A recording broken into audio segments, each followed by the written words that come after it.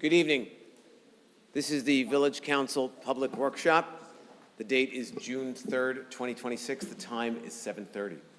Adequate notice of this meeting has been provided by a posting on the bulletin board in Village Hall, by mail to the Ridgewood News, the Record, and by submission to all persons entitled the same as provided by law of a schedule, including the date and time of this meeting. And this was also posted on the Village of Ridgewood's legal notices page at ridgewoodnj.net. Roll call. Councilmember Mortimer. Here. Deputy Mayor Perrin. Here. Councilmember White is not yet here. Councilmember Winograd. Here. And Mayor Vagianos. Here. Will you all please join us in a salute to our flag? I pledge allegiance to the flag of the United States of America and to the republic for which it stands, one nation, under God, indivisible, with liberty and justice for all. So we're going to take something a little out of order, as we sometimes do, in an effort to help the residents who are here ask questions after hearing the report of our final park design for submission to SHPO. So we're going to do the Shedler Park presentation and then go to public comment. So, come join us. Mayor, if I may, I want to recognize Kevin O'Keefe, who is one of our engineers from Suburban Consulting Engineering, who has been working with us on the Shedler Park development plan. Just to sort of set the stage for tonight's presentation, we are considerably done with the work at the Shedler property as it pertains to remediation. We look at these as two separate work efforts, but the remediation process is moving along. We fully anticipate that we will be complete with the remediation by the time school lets out. The berm has been fully removed at the site, and now we're working to excavate the balance of the property that was delineated by our environmental consultant, Matrix Engineering, and we expect that plus the solid waste removal, the visible solid waste removal, to be complete by the time school adjourns. So we are now moving into the next phase of this project, which is the park development. As you may recall, last August, we received approval from the New Jersey Department of Environmental Protection in a determination that was written by Assistant DEP Commissioner Elizabeth Dragon. Commissioner Dragon wrote that and put a number of conditions in that approval that the village needed to meet in order to advance the project. Tonight, we have Kevin with us to present to the public, as promised, because we have had some public inquiry into when these plans, as they evolve, will be shared. This is the same plan that was approved by the Assistant Commissioner last summer. What we're going to see tonight are some of the specific aspects of that plan as they needed to be engineered and ultimately codified into a bid specification that will go out to public bid. Before we can do so, we are required to send the final engineering plans, complete engineering plans, I should say, along with the bid specifications to the State Historic Preservation Office for their review before Suburban can issue the bid specifications for public bid receipt. So that's where we are. Kevin is going to take us through a brief slideshow.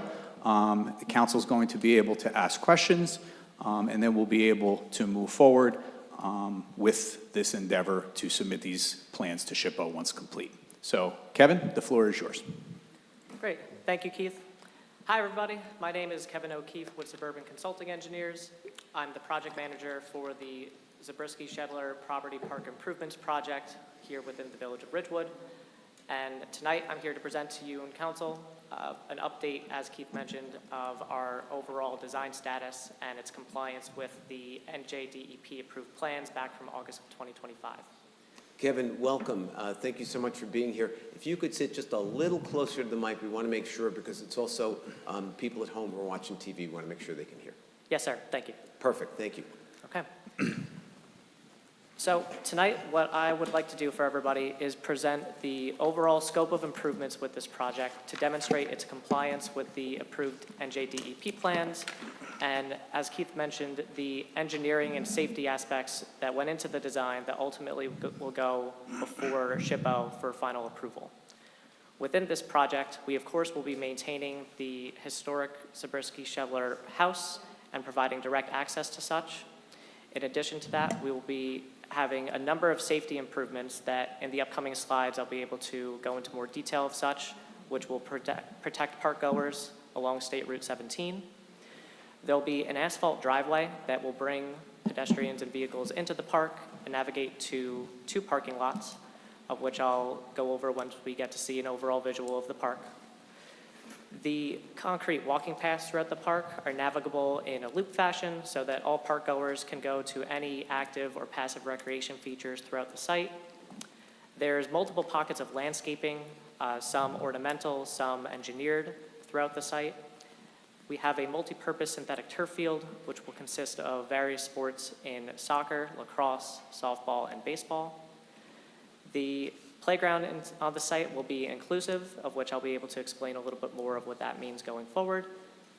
And our bathroom building on site is going to be self-cleaning, which will aid the Department of Public Works team to have a clean environment for all park goers that use the facilities. And of the landscaping features on site, most notable would be the Arboretum, which as we get to the more visual aspects of the presentation, I can show you a little bit more of that. So our first slide here is the overall site plan as a rendering to show from a top-down view of what the site looks like. Along West Saddle River Road, there is a driveway that navigates you to the 2 parking areas that I had mentioned, one of which is directly in front of the Zabriskie-Shevler house, consisting of 7 parking spaces, 2 of which are inclusive for ADA accessibility. If you continue along the driveway, you get to the site's general parking lot, which consists of 53 parking spaces, 3 of which are ADA accessible. You can see along the State Route 17 corridor a series of landscaping features, which as we get to renderings of first-person perspectives, we'll be able to take note of the safety features included within this area. Our synthetic turf field on the north side of the property is buffered between the residential area of 2 rows of evergreen landscaping features. And you can also see throughout the site, there are pockets of maintained vegetation and proposed vegetation in rain gardens and the Arboretum. Here we have, across the street perspective, looking toward the park, right now about the southern half of the property. On our left side, we have State Route 17's entry ramp just beyond where the depiction of the park is. And toward the right side of the slide, we have the Zabriskie-Shevler house. You'll see that majority of the existing vegetation will be maintained on the left side of the site. And as we navigate more north along West Saddle River Road, you'll see the split rail fencing along the frontage of the property, along with the proposed various landscaping features that are spread throughout the park and visible from the West Saddle River Road perspective, in addition to safety fencing that is around the synthetic turf field itself. Here we have a more 3-dimensional bird's eye view of the park. If you look towards the site driveway, you'll see some landscaping features of a boulevard separating the egress and ingress of the site driveway. As you navigate along the driveway on our left side towards State Route 17, you'll see the continuation of new shade trees that are in place of where the existing berm that's being removed at this time. And this perspective also gives you a little bit better understanding of the depth of landscaping throughout the site and the various heights of maintained features and the heights of proposed features throughout the site. Here we have a perspective from within the multipurpose synthetic turf field. If you're standing on the north end of the field looking toward the residential properties that are adjacent to our property, you'll see past the chain link fencing that's part of the safety features of the various sports, the double row of evergreens that provide substantial screening from the residents adjacent to our property. From here, you'll see within West Saddle River Road the bumped-in off-street parking, which is 18 parking spaces outside of the site along West Saddle River Road. This roadway's existing roadway width will be maintained and will not be disturbed as part of this project. And the existing utility poles that are along West Saddle River Road will also be maintained so as to not have any disturbance to the existing neighborhood and their electrical infrastructure. As mentioned before, there's a split rail fence that goes along the frontage of the developed portion of the property. And you could see that it navigates pedestrians along the frontage to an entryway that will allow them to walk into the site past the two rain gardens and towards the multipurpose field and the playground area. As I mentioned a few times already, there are various safety improvements that we've had to consider as part of this project, given its proximity to State Route 17. On State Route 17, there's an existing steel guide rail that is along the entire side of our property. But beyond this, there's a proposed approximately 4-foot-high berm that will be in place of the existing 6-foot-high berm. And this safety feature will be supplemented with chain link fencing along the property line, in addition to landscaping and timber guardrail that will be within the proposed 4-foot berm, all to act as a series of barriers to prevent any highway vehicles from entering the property from that side. The most notable safety aspect of the project is within our proposed turf field, there's one area that is notably closer to the highway than others, and with this we considered how to better protect pedestrians and everybody involved. We've proposed a 4-foot-high retaining wall beyond the existing steel guide rail. In addition to that, there's a 4-foot-high chain link fence that goes on top of that, and as you'll see in the next slide of a cross-section of this wall, there's an earth mound berm that is behind this retaining wall, again to further demonstrate its structural integrity and protection to prevent any vehicles from entering the property at the closest point of where the park goers may be adjacent to the state highway. In addition to the earth mound berm, there is also landscaping and split rail fencing that is included as an additional series of barriers too. Here's the cross-section that I mentioned, where you could see as if you were standing within the park, definitely not within the highway, looking towards the southern end of the site, where we have our earth mound berm embedded into the 4-foot-high retaining wall. There's a series of landscaping that's within this area, and finally a split rail fence that also will be serving as a barrier to prevent park goers from getting into this berm area as well. With that, this was the most notable safety feature that we felt was the most important thing to discuss with you tonight, in addition to the other features of the park. And I thank everybody for your time in allowing us to present to council and explain the scope of improvements as part of this project. Thank you. Thank you, Kevin. We appreciate your presentation. It's very succinct and clear. I'm going to open this up to council. Anybody have any questions? I do. With regard to the split rail fence that you have along West Saddle River Road, is that reusing the split rail fence that was up near the berm before? As a matter of fact, it is. Okay. Anybody else? Yeah, why don't we go to slide 6, the bird's eye, because I just think that's such a wonderful view. Yes, sir. Yeah, and I just want to compliment you and the team for thinking through how to make this an all-inclusive park, meaning that first we have the safety features, so regardless of anything else, that we know that everyone's safe there. It's passive with the different areas like the Arboretum, the walking trail, and then the all-inclusive playground that we discussed, and then of course the playing field, and then we have the history of the house. So I know a lot of time that went into this, hours and hours, and it really shows, especially on this slide here. So thank you. Yes, thank you, Councilman.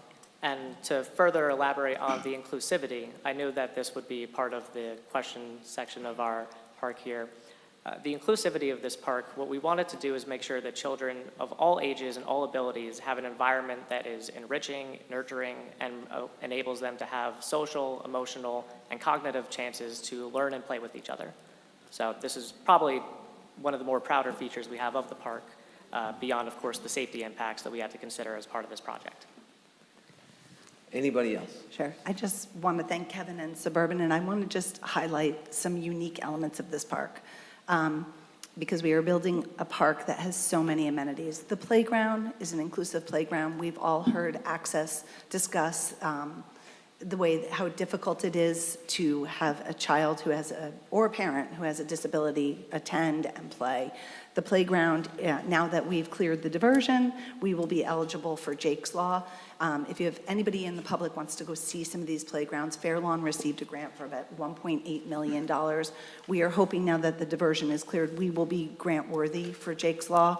We're also going to work with the Christopher Reeves Foundation for a grant there. So that is a huge compliment. I want to also thank Suburban and our Parks Department because they showed access elements of this, including the swings and the slide, and that is excellent.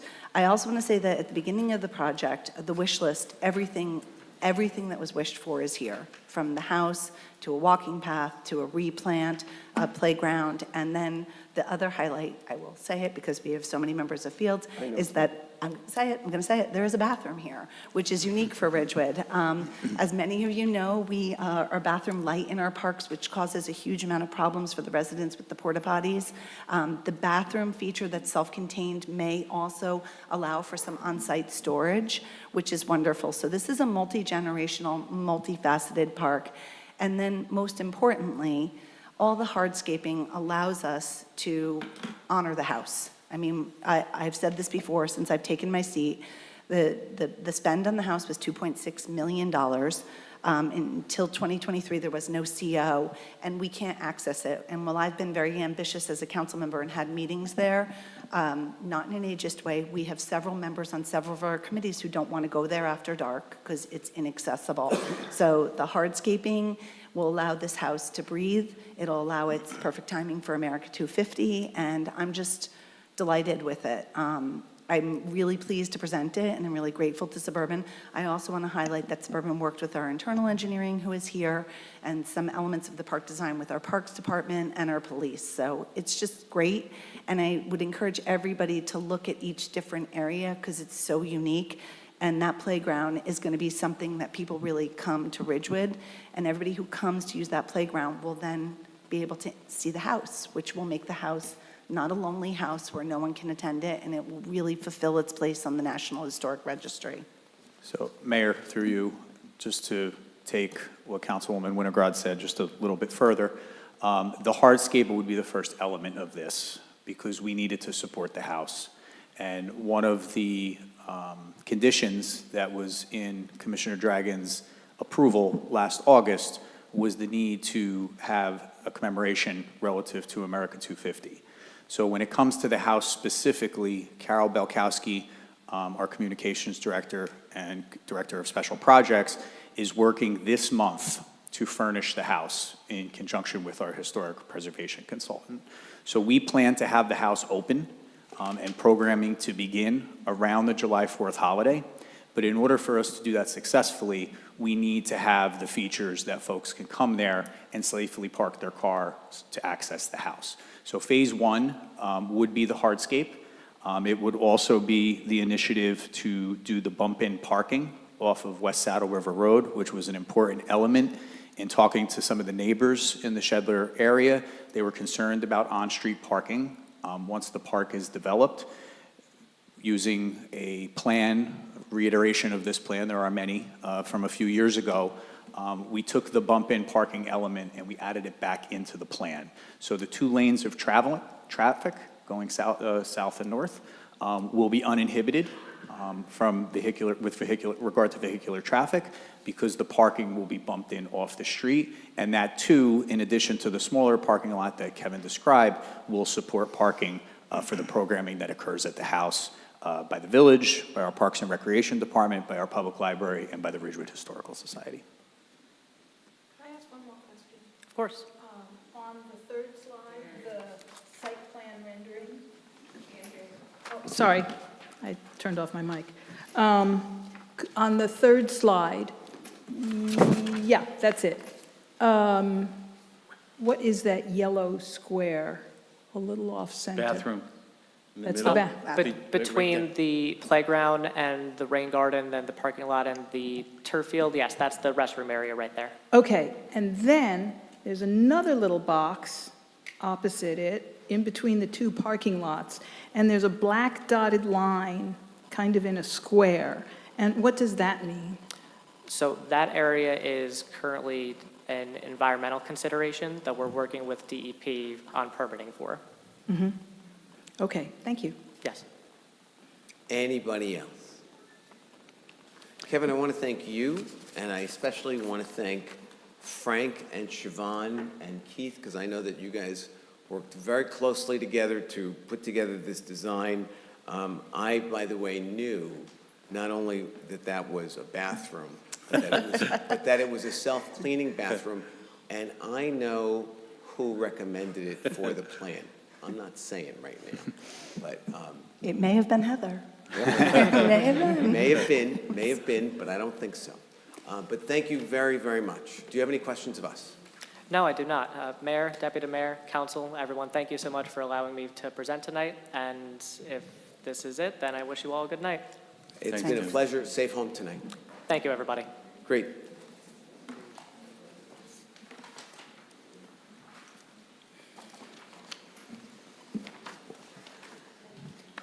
And now we will go to public comment.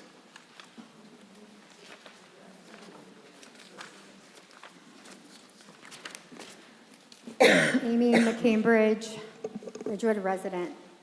I heard, and you're still here, sir, that this is a safe and enriching spot for our kids. It's anything but safe. It's not enriching. I just wanted to start with that. The contaminated soil is gone. And for now, the first time, everyone can see what's truly at stake. It's not an empty lot. It's not a vacant field, but nearly 200 trees, a living forest, a functioning ecosystem, a home, a place where birds nest, pollinators feed, Frank, deer find cover, raccoons forage, bats hunt, and countless living creatures survive. And you guys are preparing to destroy that. Not because it's dying, not because it's dangerous, not because it's failed us, but somehow we have convinced ourselves that artificial surfaces are more valuable than the natural systems that actually sustain life. We're talking about bears running through downtown, and you know that happened in Ramsey. The raccoons end up in our neighborhood, and everyone's upset. It wasn't even rabid. And then we blame them for trying to survive. Nature's not out of balance because there's too much wildlife. Nature's out of balance because there's less and less wild left. Every tree, every species on that property matters. Those trees cool our air. They absorb stormwater. They filter pollution. They store carbon. They provide habitat. They provide biodiversity. They are a part of a living network that has developed over decades. And we keep hearing about that one historic tree. A tree's not an island. Forests actually function as societies. Trees share resources through these amazing underground fungal networks. They rely on each other. They protect one another from the wind. They regulate soil moisture, create shade, and support the health of the entire forest. If you remove 200 trees and leave one standing beside an artificial turf field, you have fundamentally changed the environment that sustained that tree for generations. It has nothing now but a dead zone. PFAS contaminants that will now contaminate the roots and destroy that tree in time. You cannot destroy the community and honestly claim to be protecting us, and it's a safe environment. We've offered to have natural field experts come in. You guys still haven't done it. Dr. Evans from Mount Sinai, you guys still haven't done it. What troubles me the most is that we're making these choices at a time when the world is sending us warning after warning. We're in a global crisis. The planet's getting hotter. Floods are becoming more severe. Droughts are more common. I mean, we have water restrictions. We don't have clean water to drink. And you guys honestly, truly think that putting a turf field up there is what's best? Like, honestly, consciously, as human beings, if you cared about the future generations, and I beg you to rethink this, this is not the way to go. This is not protecting our children. Time is up. Thank you, Amy. You're welcome. And it's not over. I'm going to stop it.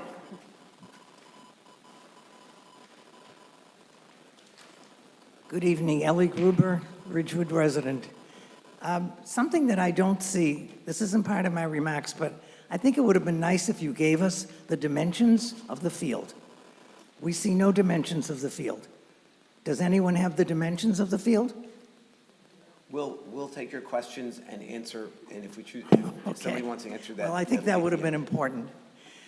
Okay, so at last, we see your plan for the property, and it is a disaster waiting to happen.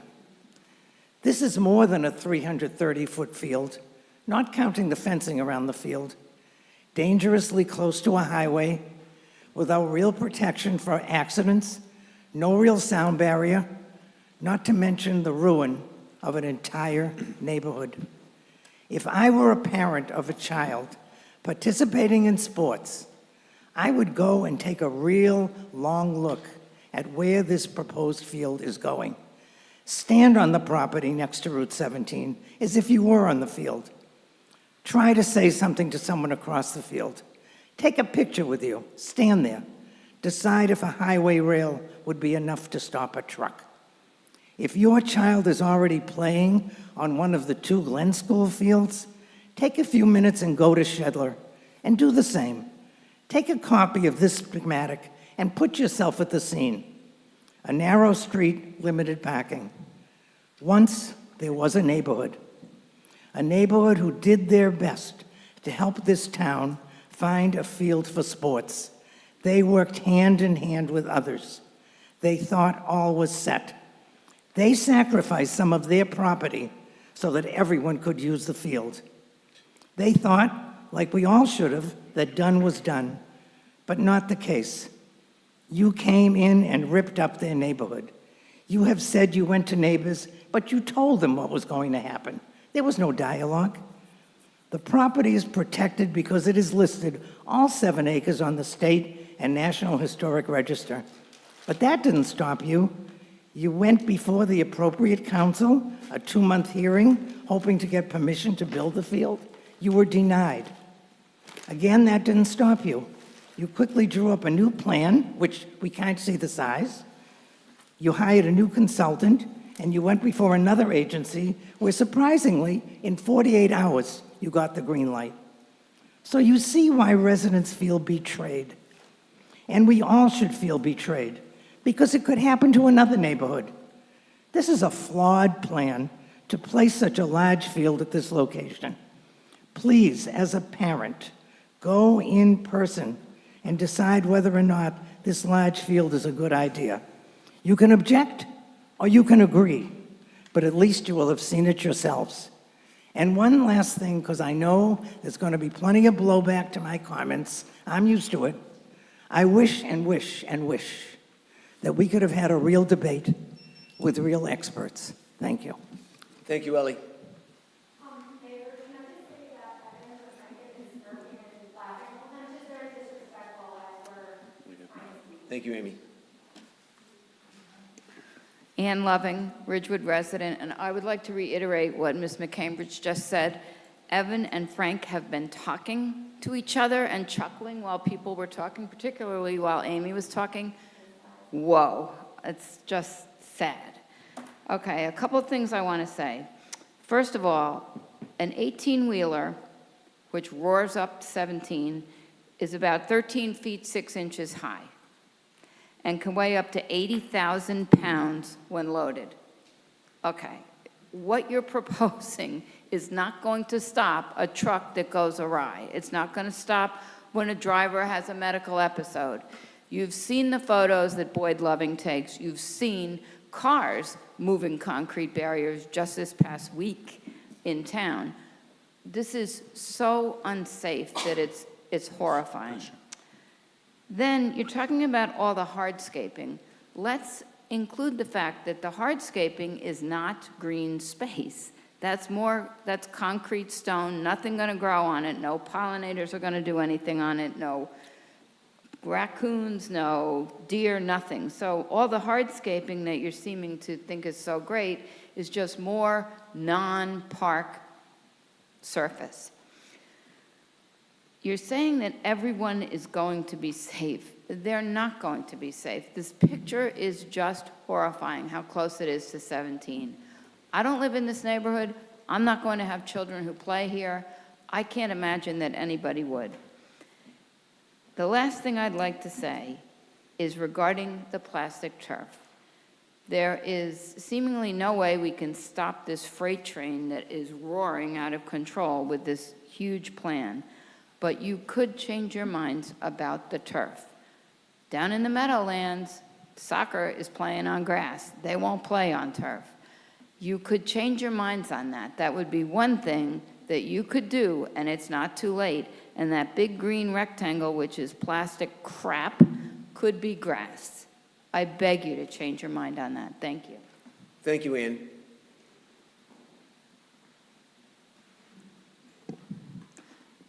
Good evening. Nancy Brennan Hill, Ridgewood. I have a lot of concerns about this, but tonight I'm thinking seriously about what Ellie had to say and the noise. I visited Shedler quite a while ago, before most of the trees were taken down, and even at that point, I was so distressed by the noise level that I couldn't wait to get out of there and get home. I'm old, I'm a little bit deaf, but even with that, I just couldn't stand the noise. So I really wonder if the people who have kids who are going to play on this field would, if I'd like to ask them to go over there and just experience the field and the noise level.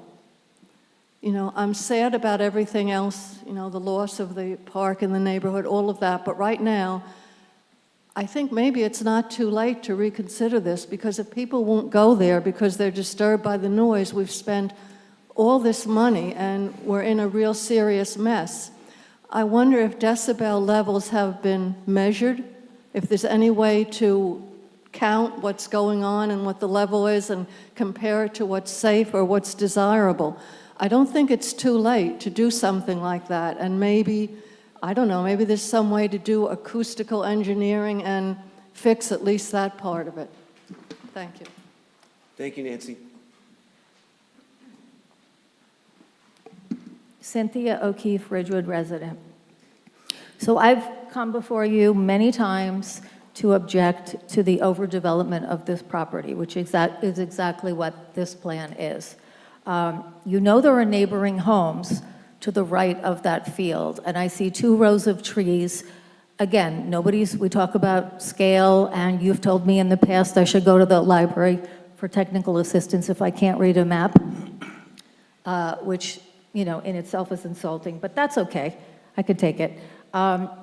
We've talked about artificial turf. You know there are private wells that those people who live in those homes, separated by those 2 rows of trees, that those chemicals could go into their well water.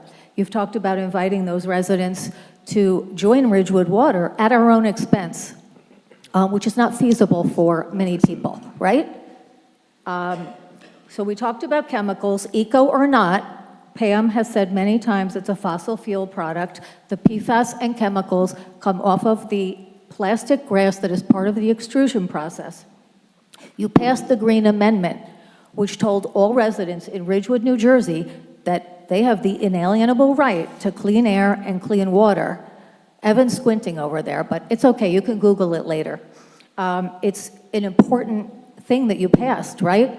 But what is that, where does that leave us? If it's performative, you're passing something and you have no intention, like the Mayor's Wellness Campaign, where do these residents factor in? Now, I've attended every Fields Committee meeting for probably the last 2 years, and all I ever hear is, we just need that field. Not anything about residents, not anything about the Shedler neighbors. We've been called whiners, complainers. I've heard it all. We've been bullied, by the way. Me, in fact, and many other people who've attended these meetings and who've spoken publicly. I had one guy tell me, I know who you are and I know where you live. 6'5", and I'm 5'1", and almost 63 years old. Charming, right? And that's all been enabled by people who are just supporting the field. You didn't care about the neighbors. Ellie was right. You basically came and told us what this project was going to be. You didn't ask us for our opinion, or if you did, I don't know if you were listening. You know, so it really created a situation where there's really a lack of trust.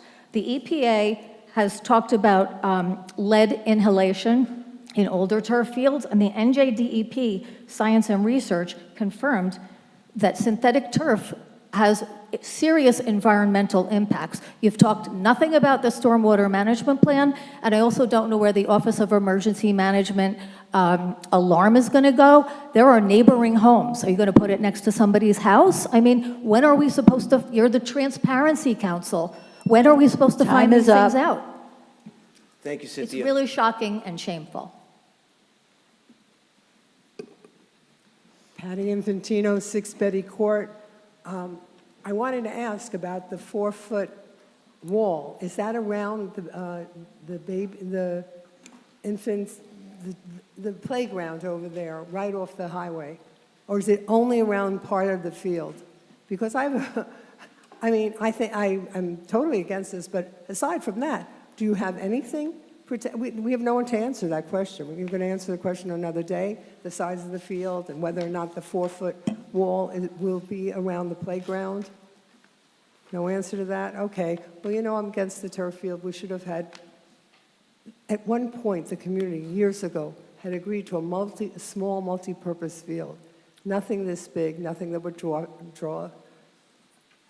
that would have taken down all the trees that have been taken down, that we need for the air, that we need for the sound. I tried to get one of you over to stand there, but you really didn't stand towards Route 17. And it's true that you could really hear everything. It's very noisy. There's a beautiful field in Ho-Hokus, not far from 17, and it's separated by woods. And it's not used that often. We should share services between our towns, and we should have shared that. That's one field that we could have shared. And maybe because the students there go to school in another town, maybe they play on other fields. But that field is often, I pass it all the time, it's often vacant. I feel this is a real mistake, and I'm sorry it's going to injure everything. I don't think people will be, I hope that that area where there are little children that's supposed to be playing right near the highway are protected from the highway. I'm just not sure you people have thought about it. Thank you for listening. Thank you, Patty.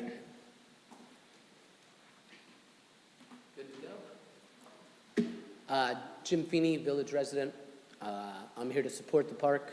I think the overall design incorporates a lot of the aspects that were meant to be in this park: the open space, the playground, the historic house, and the field.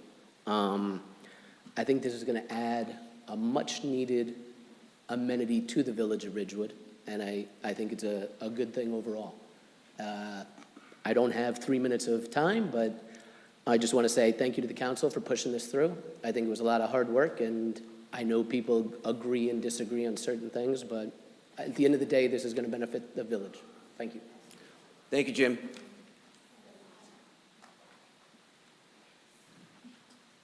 Pete Gutierrez, Ridgewood. Peter, if you could speak up just a little bit, thank you. Sorry, public speaking is not my strong You're point. doing just fine so far. Thank you. I just said my name. Pete Gutierrez, Ridgewood. I'd like to thank first the members of the council.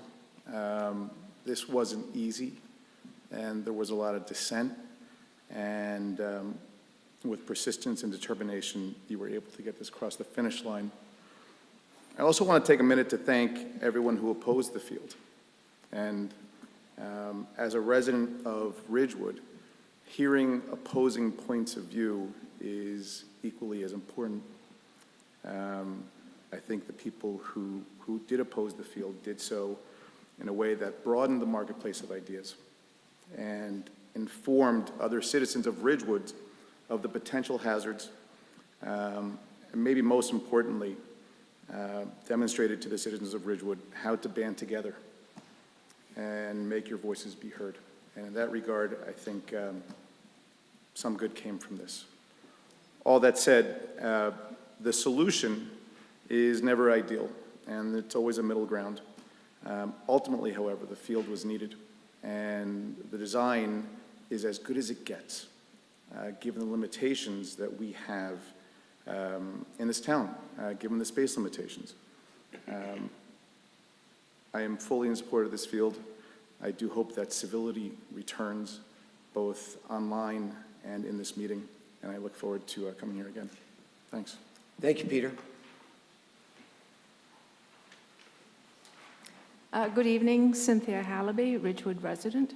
My congratulations to you and to the village staff for this clear presentation of what will be a beautiful park. The project has been long coming, and I congratulate you for navigating the complicated steps to produce a plan that will provide our community with open space for both active and passive recreation, vital to the well-being of our village. This space, much like Habernickel Park, will also be a huge neighborhood enhancement. As the president of the Conservancy for Ridgewood Public Lands, please know that you have the full support of our board, and for the past 15 years, the Conservancy has financially enhanced our municipal park properties in a myriad of ways, and we look forward to supporting this latest development. In particular, the Conservancy will be interested in helping out with the Arboretum for native trees, which fits in with perfectly with our mission statement. So we're looking forward to hearing more for the next steps, and we thank you for all your hard work. Thank you. Thank you, Cynthia. Scott Muller, Ridgewood resident.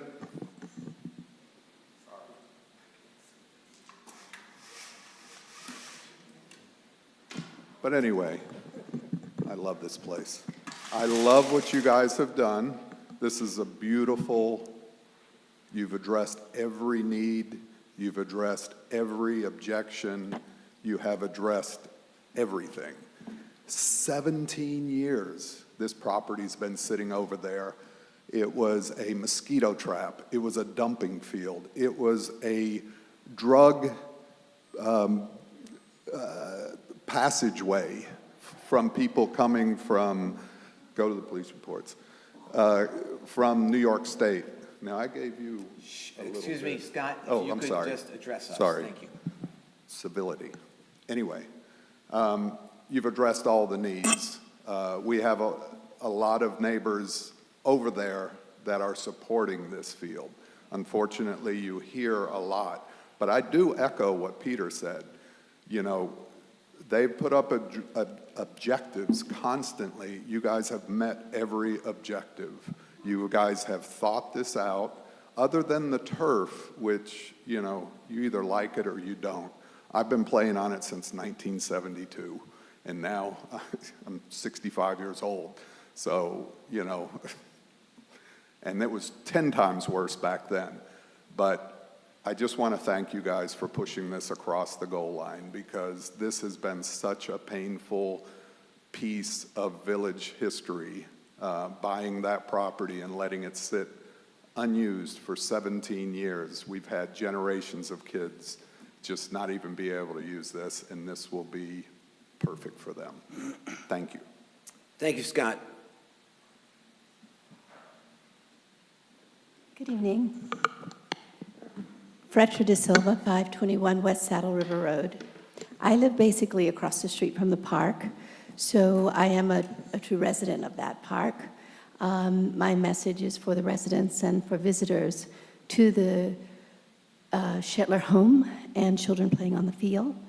I am saddened by the design that is proposed to be the final design. It provides no buffer between the highway and the park, no buffer between the park and the homes in that West Saddle River Road area. There is, I live there every day, a clear flow of highway pollutants, a clear flow of noise from the highway, a clear view of the lights from the highway without those trees. And it's a complete change in the character of the park impacting that neighborhood. And as a person who lives right there, I just want to make sure that's on the record.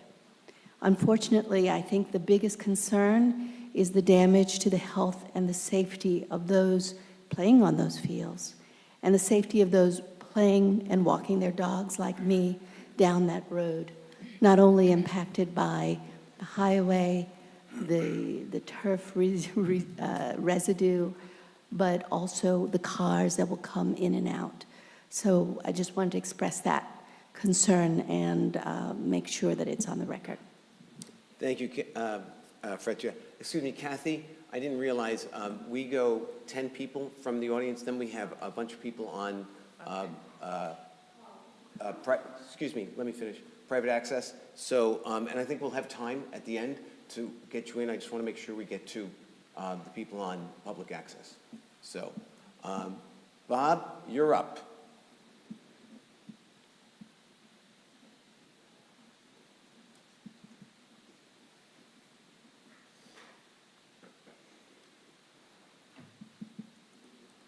Can you hear us, Bob? We cannot hear you. Maybe try them again. Come back to it. Yep. All right, Bob, we're gonna jump ahead and we'll come back to you. Shelley, you're up.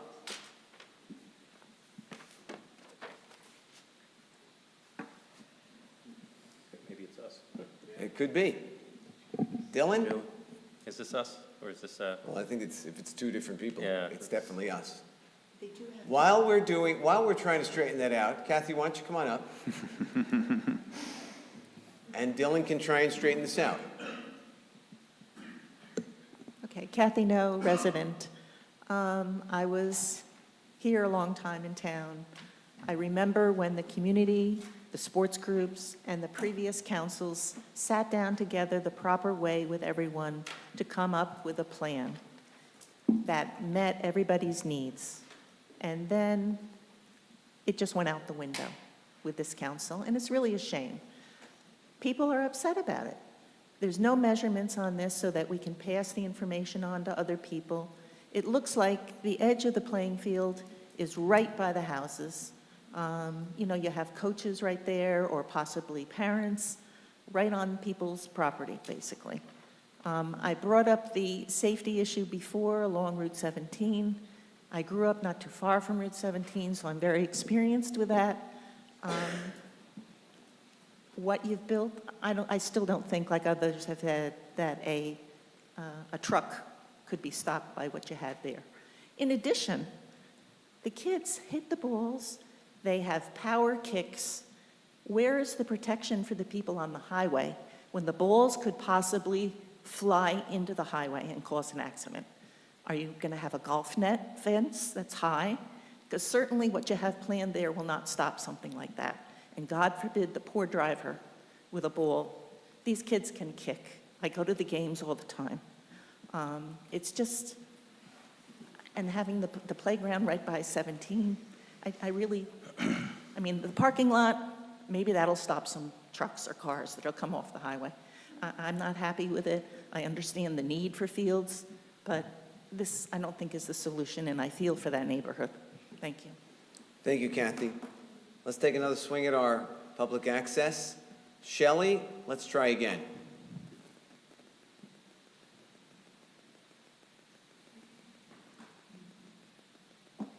Dylan, how are we doing? He's working on it. He'll let us know.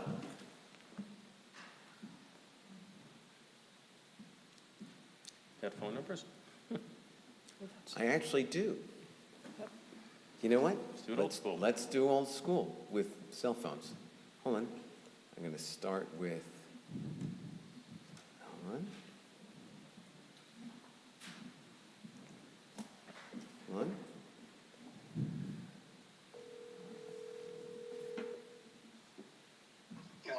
Bob? Yep. You are on speaker, and I've got you to my microphone, so we are doing... I see you guys right now. I was saying, can you hear me now for about 30 seconds in a row? So we are modifying, so go ahead. Okay, I mean, I just wanted to speak, again, my name is Bob Lynch. I just wanted to call in. And Bob, Ridgewood resident or not? Yeah, Ridgewood resident. And a board member for the Ridgewood Lacrosse Association for 10, 12 years now. I just wanted to thank the council for their work here and sticking to trying to get this field and the park that the young kids need. And And sometimes it does get lost in the shuffle that the overwhelming majority of the fields that our kids Bob, 1 play on- second. Excuse me, sir, if you could stop talking into your phone. Thank you so much. Go ahead, Bob, continue. The vast majority of the fields that we have access to for the kids to play sports on lie within the floodplain. There's very little to anything we can do about that. Resultantly, we need reliable, usable fields that are outside the floodplain. And given the limited space, open space in the village, there won't be any perfect project. There won't be any easy project. Every project is going to face objection. But I really do thank you guys for being thoughtful and trying to meet the needs of the community as best possible with the space available. And we just really wanted to say thank you for all the hard work. That's all I have. Great, thank you, Bob. Looks like Paul has Shelley's number on speed dial. Oh, you don't have it? Oh, I see her name, I'm sorry. Does anybody help? I'm sorry? I just looked, and I don't. Okay. I don't have my phone. We could ask Shelley to call. I don't know if we want to cut it. Yeah, but Great.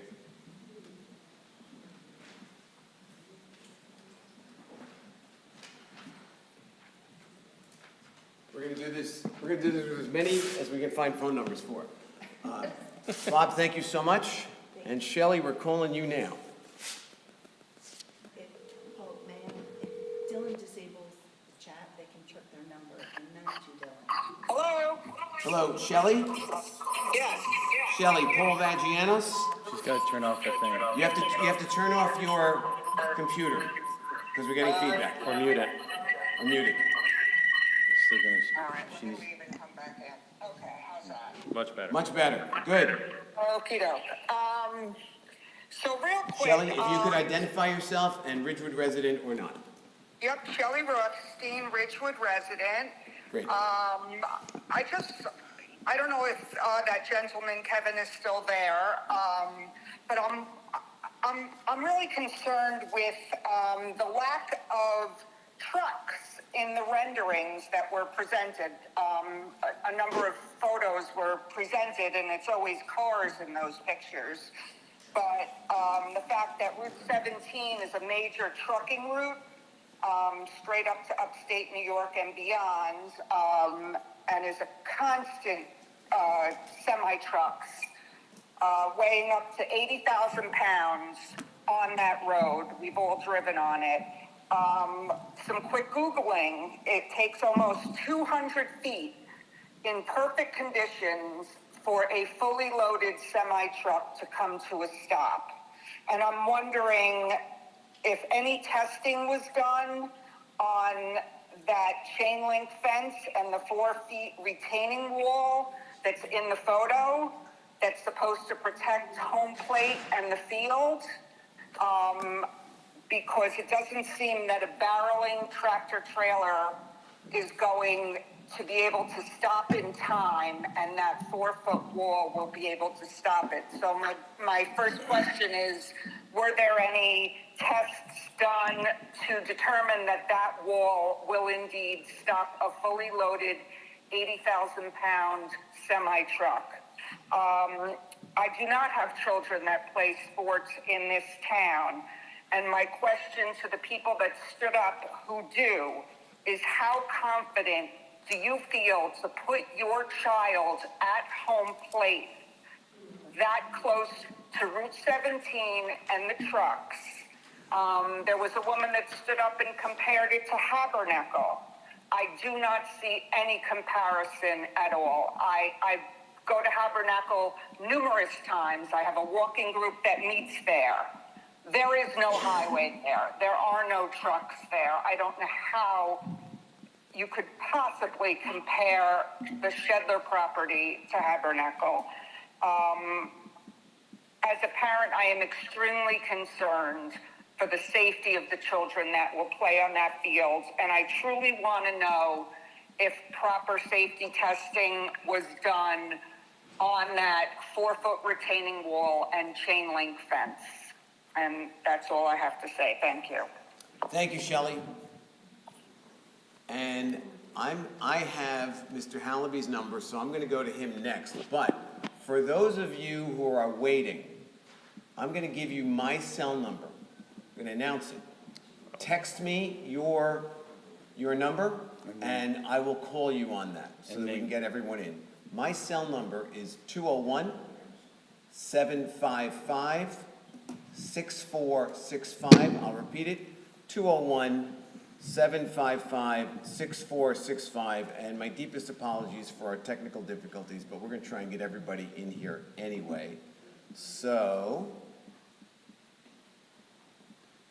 Mr. Hallaby, you are on next.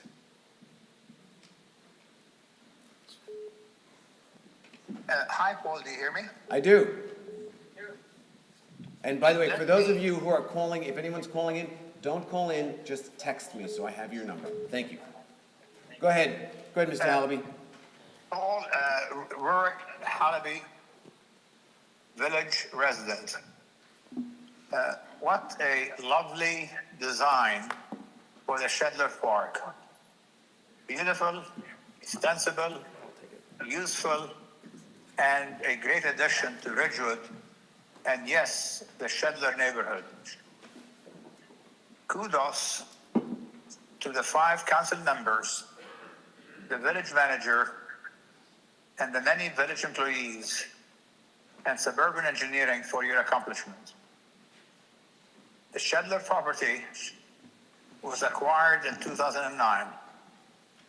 17 years later, thanks to the leadership, persistence, creativity, and courage of this village council, Ridgewood residents and the Shedler neighbors will finally be able to enjoy the park. No park is perfect in all respects. All parks are compromises in some way or another, but this is an absolute winner. Thank you very much, and good luck. Thank you, Rurik. And I know that Denise Lima is on, and I happen to have her number.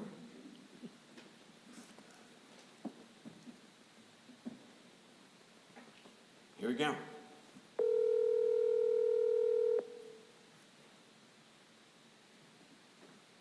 Hello. Hi, Denise. We need you to turn off your sound on your computer, please. Yep, done, thank you. Perfect. If you'll identify yourself and Ridgewood resident. Hi, everybody. Denise Lima, Ridgewood resident. Yes, I have a few quick things to go over and then also just talk about Shedler. So first, thank you for the focus, continued focus on Northern Parkway and East Glen Ave. New stop signs, flashing stop signs were added to Northern Parkway. I think the more we can do there, the better, so thank you. There's been a lot of conversation about the new bus stop and how small it looks that it's being built, given the COVIDs or any future viruses and keeping distance. Not sure how many people are actually going to be able to be fit in there, and maybe it's too small. So would like some feedback about how many people that'll fit if they're waiting. A lot of conversations on e-bike. I saw the guidelines that were distributed by Keith this week. Several residents, including myself, have been victims of 2 individual kids that have been swerving in front of us, swearing in front of us, speeding on the sidewalks. We have several pictures swerving on the ramps to Route 17, not letting cars get out of Ridgewood onto 17. And so there's, we probably just need a follow-up conversation about that. I don't know whether they're high school kids, so they've been identified. And I'd just like to have another conversation about that.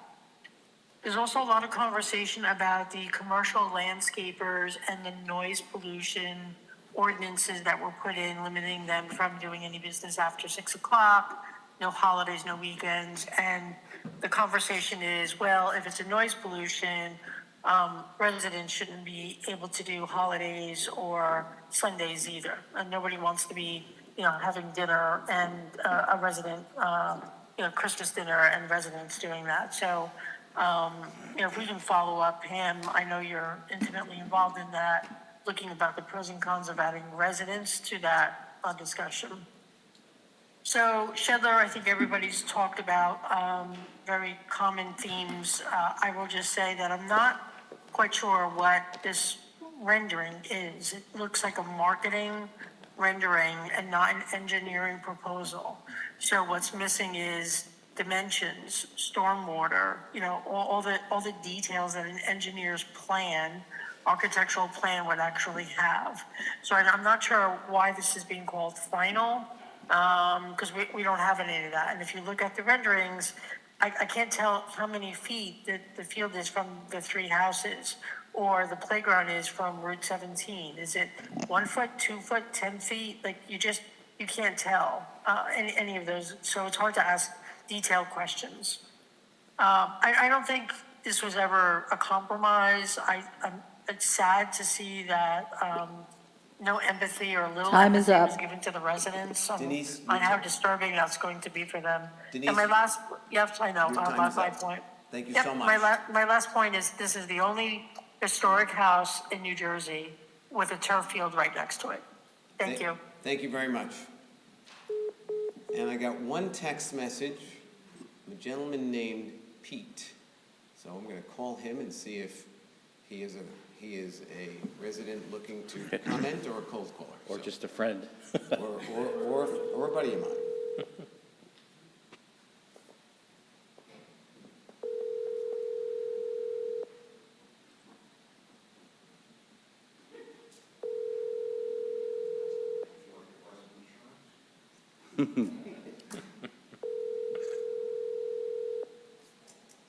All right, we got nothing. I did not hear from Susan, who is also waiting online, or Bob L. No, excuse me, or Neha.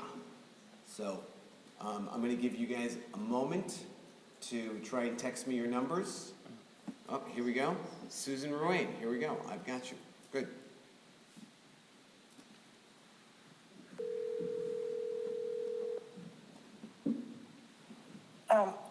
Hi, can you hear me? Hi, Susan. We're good. You go ahead.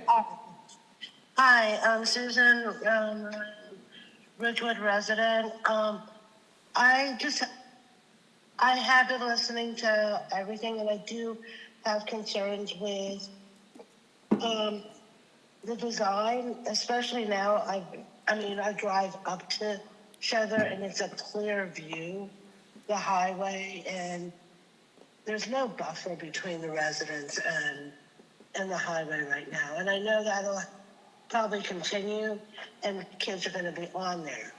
However, I do just really would like the village council to elaborate, because all the field people that spoke, or sports people who spoke in favor of the field, said there was a compromise. And I want to know what exactly was compromised, because I don't remember much compromising that was occurring, and I just would like the board to elaborate what was compromised. What did the residents get that was a compromise for what we've asked? Because I do see that the field people got, or the sports people got whatever they wanted. I don't know how much the residents got. So I would like to have a discussion afterwards of what was actually compromised. I just thought those points were a little bit gaslighting, and I would like a discussion afterwards on what did the residents ask for that we actually got as a compromise. All right, thank you. Thank you, Susan. And we have one more who's reached out, Jeanette LaRocco. Mayor. Oh, wait. Okay. Well, I'm going to go to Jeanette LaRocco for a moment, and then we'll go to Neha. Can you hear me, Paul? We can, Jeanette. Okay, great. I'm sorry I wasn't able to attend because Jeanette, yes. you'll begin by your full name and whether you're a Ridgewood resident. Yes, okay, Jeanette LaRocco, and I've been a resident for 38 years almost. Thank you. Go ahead. Thank you, Paul. So the reason after listening to some of this, I'm sorry I came in late, but having been a long time proponent against it, I've come to realize that the residents are not considered. I love the sports people saying, oh, how great this is, et cetera, but how are they affected by the long-term results of doing what's being proposed? Also, the fact is that the turf fields, like someone talked about floods. Well, the problem is, as those fake fields are no better, being repaired and very expensive every time there's a flood. So the point being is those fields, there's probably a cheaper and more natural way to reinvigorate those fields that are on the floodplain right now, like the high school. I'm sure there are experts who can figure that out. But most important is, the residents, for that gentleman, this is the most important thing, who mentioned, oh yes, there are residents who love it. I'd like to see a number. I'd like to see names, because it's easy to make a blanket statement when I've spoken to too many who are totally against this. And I don't live near Shedler, but once I've learned about it, I support those who do. Because the fact is, it is a village, and we are supposed to work together to help each other and get a benefit. And if there's no compromise, when you make a compromise, at least you get something for both sides. Shedler's neighbors are not getting anything positive. I love the fact he thinks that they're going to want to use it. How does he know that the majority of Shedler residents are going to use that field and want to use that field? What about the wells? I mean, we've been working for how many years? We've supposedly to repair the wells and remove the plastics that are very dangerous. So why are we doing that to their wells, their private wells, allowing that? Because when it rains, that will seep into the ecosystem and to the wells. And then, so how can we say we are for green Ridgewood when we're not behaving that way? Because it's totally against that whole concept. And my feeling is this should not be the final, because I was shocked to hear about it yesterday. And if it could have been there, I would have. That it just was notified. People were notified yesterday. This is not right. People need more notice. Because there are a lot of people in Ridgewood who don't know what's going on, except for the sports people and the neighbors. And I think that's important, that everyone truly, because I think there'd be more people against it than for it if they truly understood what was happening in Ridgewood. Because we have a lot of neighbors, there are a lot of people with young children who may not be for it, who may not be sports enthusiasts, who don't care about. My children played sports, but it was never to the point and become professionals. I know there are children who are, but I think it's more the sports parents who care more than the children. I suspect a lot of children don't care. I'm sure there are children who do. I do know neighbors whose children do care, and I think they're important too. But I think we have to balance it. This has to be fair for everyone to a certain amount. Like I said, some people at Shedler have to get some positive. Time is up. If they're not getting anything, it's not right. Jeanette, Yes. your time is up. Thank you so much. Okay, thank you, Paul. Have a good evening. Excuse me, You Mayor. too.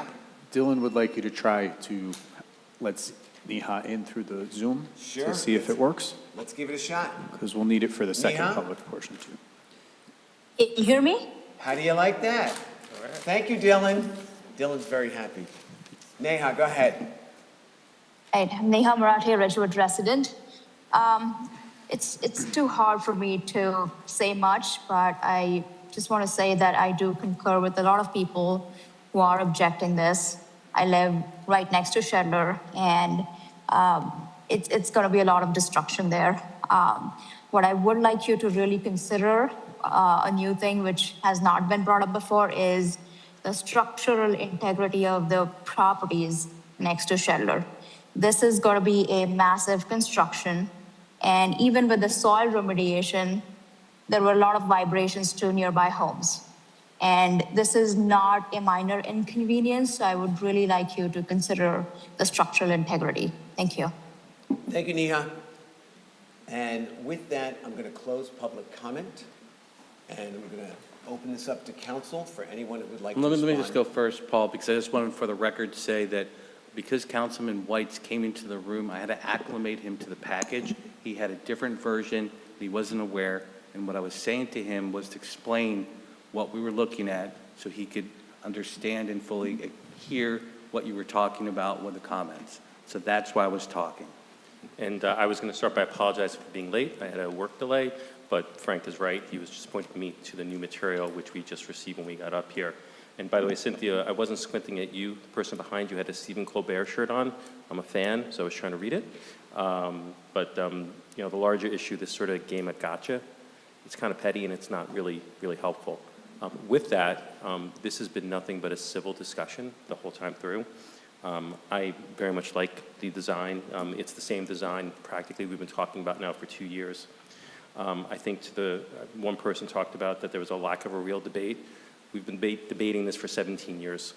There's been more discussion on this than probably any other single issue in the village over the last 17 years. I think another speaker said something about a lack of notice. Again, 2 years worth of hearings, more articles in the newspaper than I can count. I don't think that notice has been an issue. I also do take some, I do find it also interesting that at the same time we talk about transparency, the mayor had half the people's who are against this project. He had their cell phone numbers in his cell phone. We've been talking to the other side, and as I've said before, do not confuse us not listening with you with us just not agreeing with you. My final point, well, actually maybe not my final point, but to those that talk a bit about, wanting to get parents to go out onto the field and see if they want their kid there.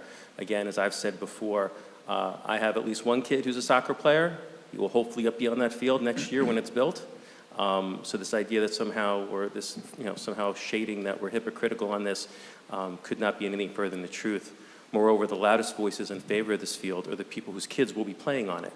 So again, while we can disagree with them, I think this concept of, well, if you had kids, you wouldn't want this field to be built, I think, again, it's disingenuous and it's not correct. And I do want to thank the folks that came out and supported it. I was especially moved by one of the gentlemen who wanted to thank the opposition and remind us that even when we disagree with folks in our village, we respect them, we hear them, and we're stronger when we listen to each other rather than when we don't. Thanks, Ev. Who else would like to respond? I would. After 17 years, I am eager to see this park come to fruition. However, the artificial turf has concerned me from the beginning of this planning, and I wish the majority would change their minds, but they don't seem to be so inclined. I am still concerned that in the future, we will learn the effects of the plastic turf, the untested, unstudied infill, the effects on the environment, the heat island effect that can cause people to have heat stroke, even more so in children, because they don't sweat as much as adults. And I'm afraid that we're using our athletes and children as guinea pigs. And if the World Cup is banning play on artificial turf, why are we having our children play on it? Other than that, it's an okay design. Thanks, Pam. Anybody else? Yeah, I have a couple things. So I'm going to go in reverse order to some of the housekeeping questions. The bus station is currently 10 by 12. It will have multiple benches, and everybody from internal planning felt it was ample size. We did do the footprint for a future bathroom, and yes, I'm talking about bathrooms again.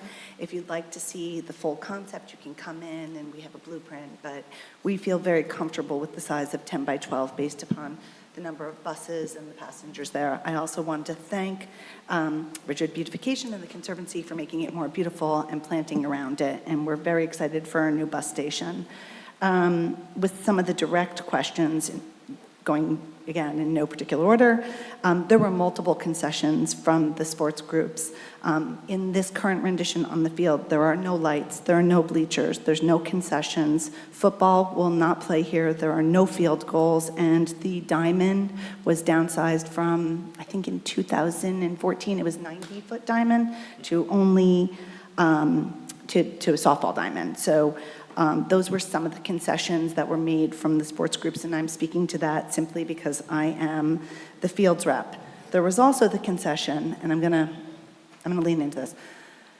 I'm building a park. I'm not building a field. When I took my seat in 2023, I felt that I needed to serve on parks, fields, and trees together, because in order to make sure that this lingering project, and by lingering, I mean, in 2009, I was a first-time home buyer in Ridgewood, New Jersey. Subprime had financially decimated us. My husband and I were worried. I had a 3-year-old and a 5-year-old, and all of Ridgewood felt that way. And Shedler was a sort of like a wedding where the sports groups in the community all wanted to save the land, knowing everything about it. There was unification, there was no disagreement. In fact, at that time, the house wasn't even part of it. So when we purchased that property, I very much felt that my then 3-year-old and 5-year-old would play on that park. To give a reference to the community, we bought Habernickel in 2004, and my son was playing on it by the time he was in first grade. This has lingered for too long. It hasn't been good for our community. To Peter's point, the conversation has been very upsetting. I also feel that I have to say this just for the record. In 2009, there was a wish list from the neighborhood. The neighborhood's primary goal was to integrate itself back into Ridgewood. That was the primary sentiment of the neighborhood. It wanted to be integrated, it wanted people to come there, and when I was in 6th grade, the Glen School had closed, and there was still bad blood about the closure of that school. And they felt that developing a park with all the elements that we had here would make that neighborhood integrate and be less forgotten on the other side of Route 17. I'm a generous listener for these decades of time. We put every element that I've ever heard, path, trees, playground, bathroom, all kidding aside, that's like amazing. So many other residents live with porta potties and all of that. So we have been listening for a full generation, and all of those elements are here. I would be remiss in not reminding the public and many of the residents that the residents advocated for the house. And the prior council spent $2.6 million, let me say that again, $2.6 million on a house that is now vacant. It's a historic house, and yes, there are multiple historic houses next to turf fields. It's in our original SHPO application. The Great Hall at Shadow Lawn at Monmouth University is closer than this field will be. We have this house. In February, Heather will remember this, I was very, very into field trips. I wanted to go into the house. I was shocked to see that the house that had been advocated for had no love. And we have been desperately as a council trying to reintroduce this house. We've had no assistance. The original rally cry for the house was probably as intense as this field. This park needs to move forward for so many reasons, but we're not going to forget about the house. We have a fiduciary duty to open the house so citizens can see it. We have a social responsibility because it is 1,000% inaccessible to our disabled population and our elderly population. So I just want to highlight that. I also want to correct the record about the trees. Sadly, the prior council removed a ton of trees, tons. Parks, Recs, the ad hoc committee earmarked trees that were to be preserved, literally with paint, and I'm aware of this, and they were all removed. The tree removal that has occurred on our watch has been a direct result of remediation, which is directly related to public safety. When you look at Shedler now, and you look at the deforestation that has gone on, that is solely due to the safety and the remediation. There's not many trees left there, and I know online, there's a aerial from probably when I was 17, deeply forested. It's largely gone. The remediation has done that in. There's so few trees left standing there after this.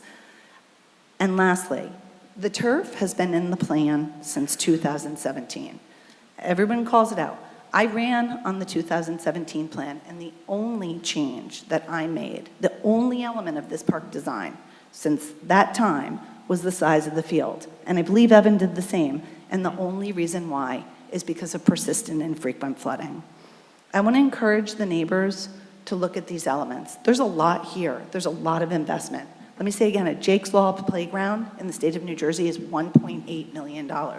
We are very, as a council, excited to put that there. Yeah. We are very excited for the walking path, the arboretum, the replant, and the house. So I fully support this. I recognize all the elements, and it's almost like you have to unpack now a multi-generational story to make the point. This needs to move forward. If people want to say we've deforested it for the park development, that's factually untrue. If you want to be a part of helping us replant, we have interns here tonight who are going to help us with seeking donations for trees. We would welcome it. And lastly, we need a lot of help with the house. We need people who have a side interest, who want to use it. It will be open, and we really want to embrace this house because the time has come to return it to the village who paid so greatly for it. And the last question, I believe, is if anybody had any technical stormwater drainage, all of that will be on file in engineering. And the last question that was asked is, of course, we're going to have a lightning alarm. By law, we have to. If anybody lives next to a school, I don't know where it will be placed. That will come with electric. But I'm really proud of this plan. I'm really proud of our council. I know that we've all generously listened, and I'm talking a lot. What I'm least proud of is that when we disagree, we change the actual facts. And that's been generally upsetting. And what I'm a little bit, I just want to be transparent and honest, none of these other elements that were asked for in 2009 and every year since were even discussed. I mean, the house, $2.6 million, guys, per square foot. You're all going to laugh. It's the most expensive square renovation in Ridgewood. Think about what you renovated your own homes. And it's like, once we got the house, it's not even discussed. So if anybody wants to take the time to discuss the other elements, I'm building a park. I welcome the community to join me in building this. We would welcome any input. We would also welcome any donations, because the more that we get, the more that this park can come online faster. And that's it. Thanks so much, Siobhan. Mayor, if I may? Wait, I think we Councilman. have, Yeah, so I prior to being on the council, I was on the Parks and Rec board for 5+ years. I am currently the liaison to open space.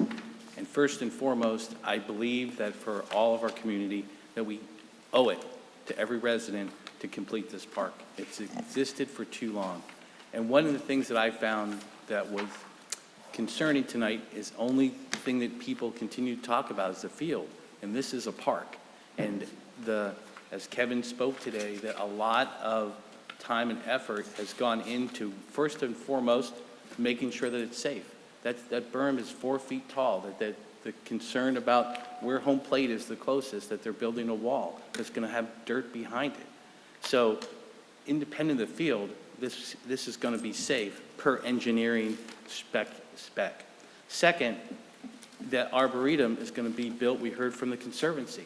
Conservancy also is who built the butterfly garden behind the stable, which, dare I say, is probably one of the most beautiful places in our village. So I'm proud that they're going to take that on. We heard about rain gardens are going to happen, that in the front part, that none of those trees are going to be taken apart. There's going to be a walking trail. This is a multi-use access park. On top of that, we have a historic house that we figured out how to use. And prior to being on the council and being on the council, I heard all these conversations. What do we put there?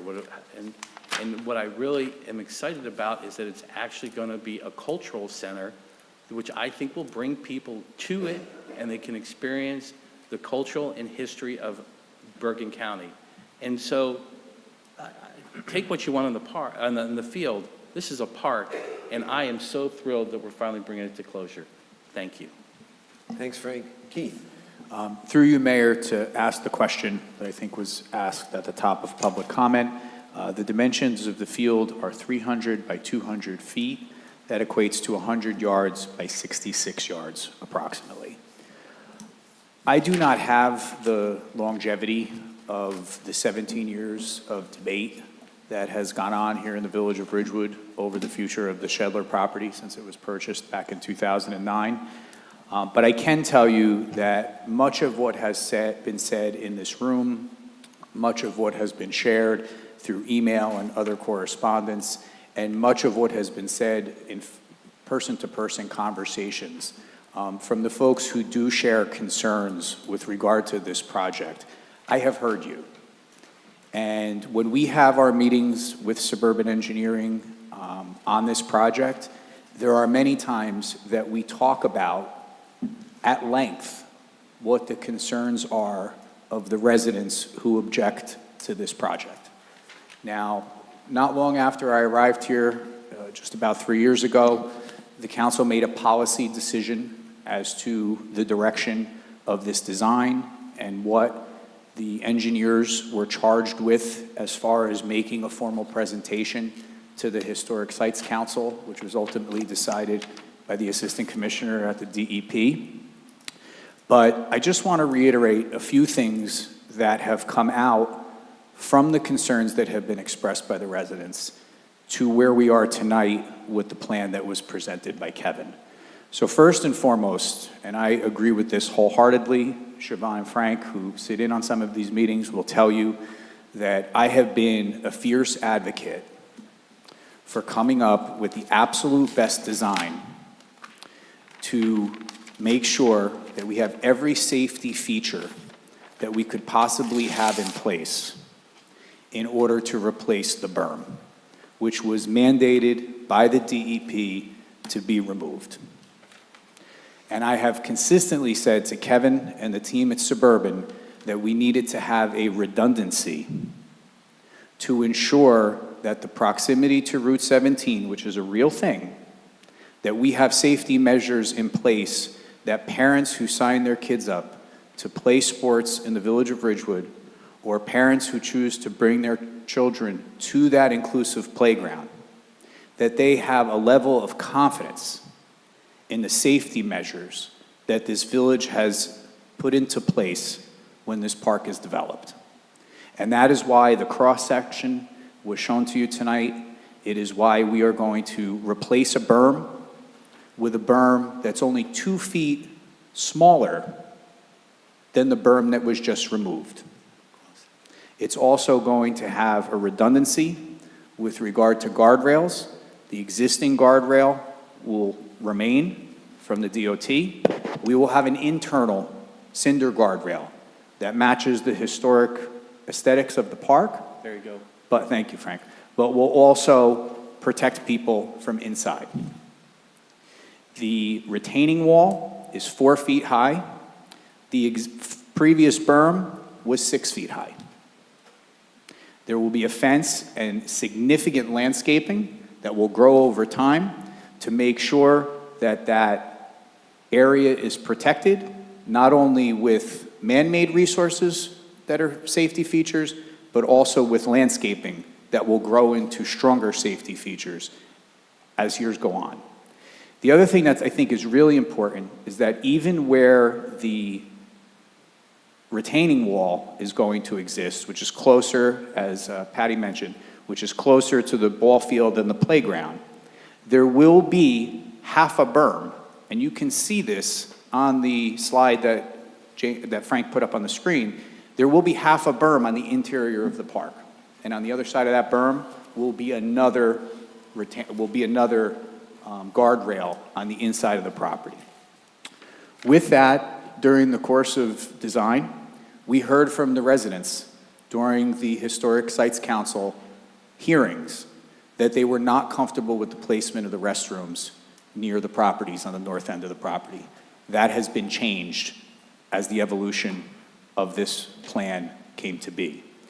In addition, there were serious concerns about West Saddle River Road and blocking lanes of traffic because folks were concerned about parking on the road as it currently exists. That's why the bump-in design was included, brought back from a prior rendition of this plan, and that's why the bump-in parking is there. So you have 2 clear lanes of traffic traveling north and south on that roadway. The other thing that was a concern, and I want to remind everyone here, that during the course of the first Historic Sites Council meeting in July of last year, it was the members of the Historic Sites Council that recommended that the field be adjusted on the plan to be further away from the historic house. And if you go back and you listen to the recording of that, you will remember that it was the state officials who recommended modifying the plan to where the field is currently placed. So we took that recommendation between the July meeting and the August meeting. We worked with Suburban to come up with where the field is currently placed. That being said, we also understood and we're very sensitive to the fact that that field is close to those residential properties. And that's why we enhanced the buffer zone between the field and the residents by adding those 2 rows of evergreens between the field area, the play area, and the properties that are north of that. So I just wanted to put into context for everyone here that while I understand this is contentious, there's decades worth of history here, and I respect that, but there have been a lot of good, positive concerns that are real, that have been brought to the attention of the administration, and as I just outlined, many of those concerns were brought back to Suburban and incorporated in this plan. Thank you, Mayor. Thank you, Keith. One more thing, because that Mrs. No, you're in my notes. There is netting. There is safety netting. Criteria from SHPO is it'll be removable, so it'll go up and down, and we can provide you some of that. We don't know which sports will provide which netting. Lacrosse has different nets, but there will be safety netting to protect the balls from the streets. And for aesthetic purposes, that will be seasonal. That was discussed too at the HSC meeting. Good. And I'm going to have the last word on this. And my last word is that I am incredibly grateful to everyone who spoke tonight, because this was an incredibly respectful, disciplined discussion.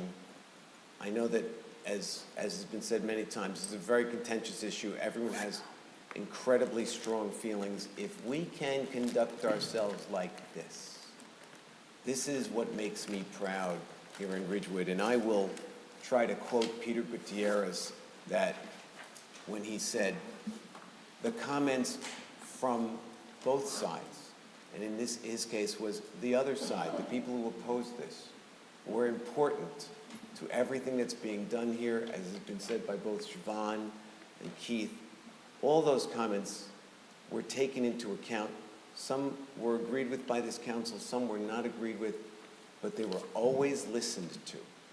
And so with that, I'm going to close this portion of the meeting, and we will go to our manager's report. Keith. Thank you, Mayor. Sad to report that over the weekend, we had a difficult accident at the intersection of Bel Air and West End Avenue, which involved a 3-year-old child. I know there has been a lot of concern in the community about that intersection, especially in light of this most recent accident. So at this time, as part of my manager's report, I'd like to invite Chief Lyons up to the podium or to one of the front tables to just address this situation so that the public is aware of the actions that the administration and the police department are taking regarding this situation. Welcome, Chief. Good evening. How is everyone? We are good.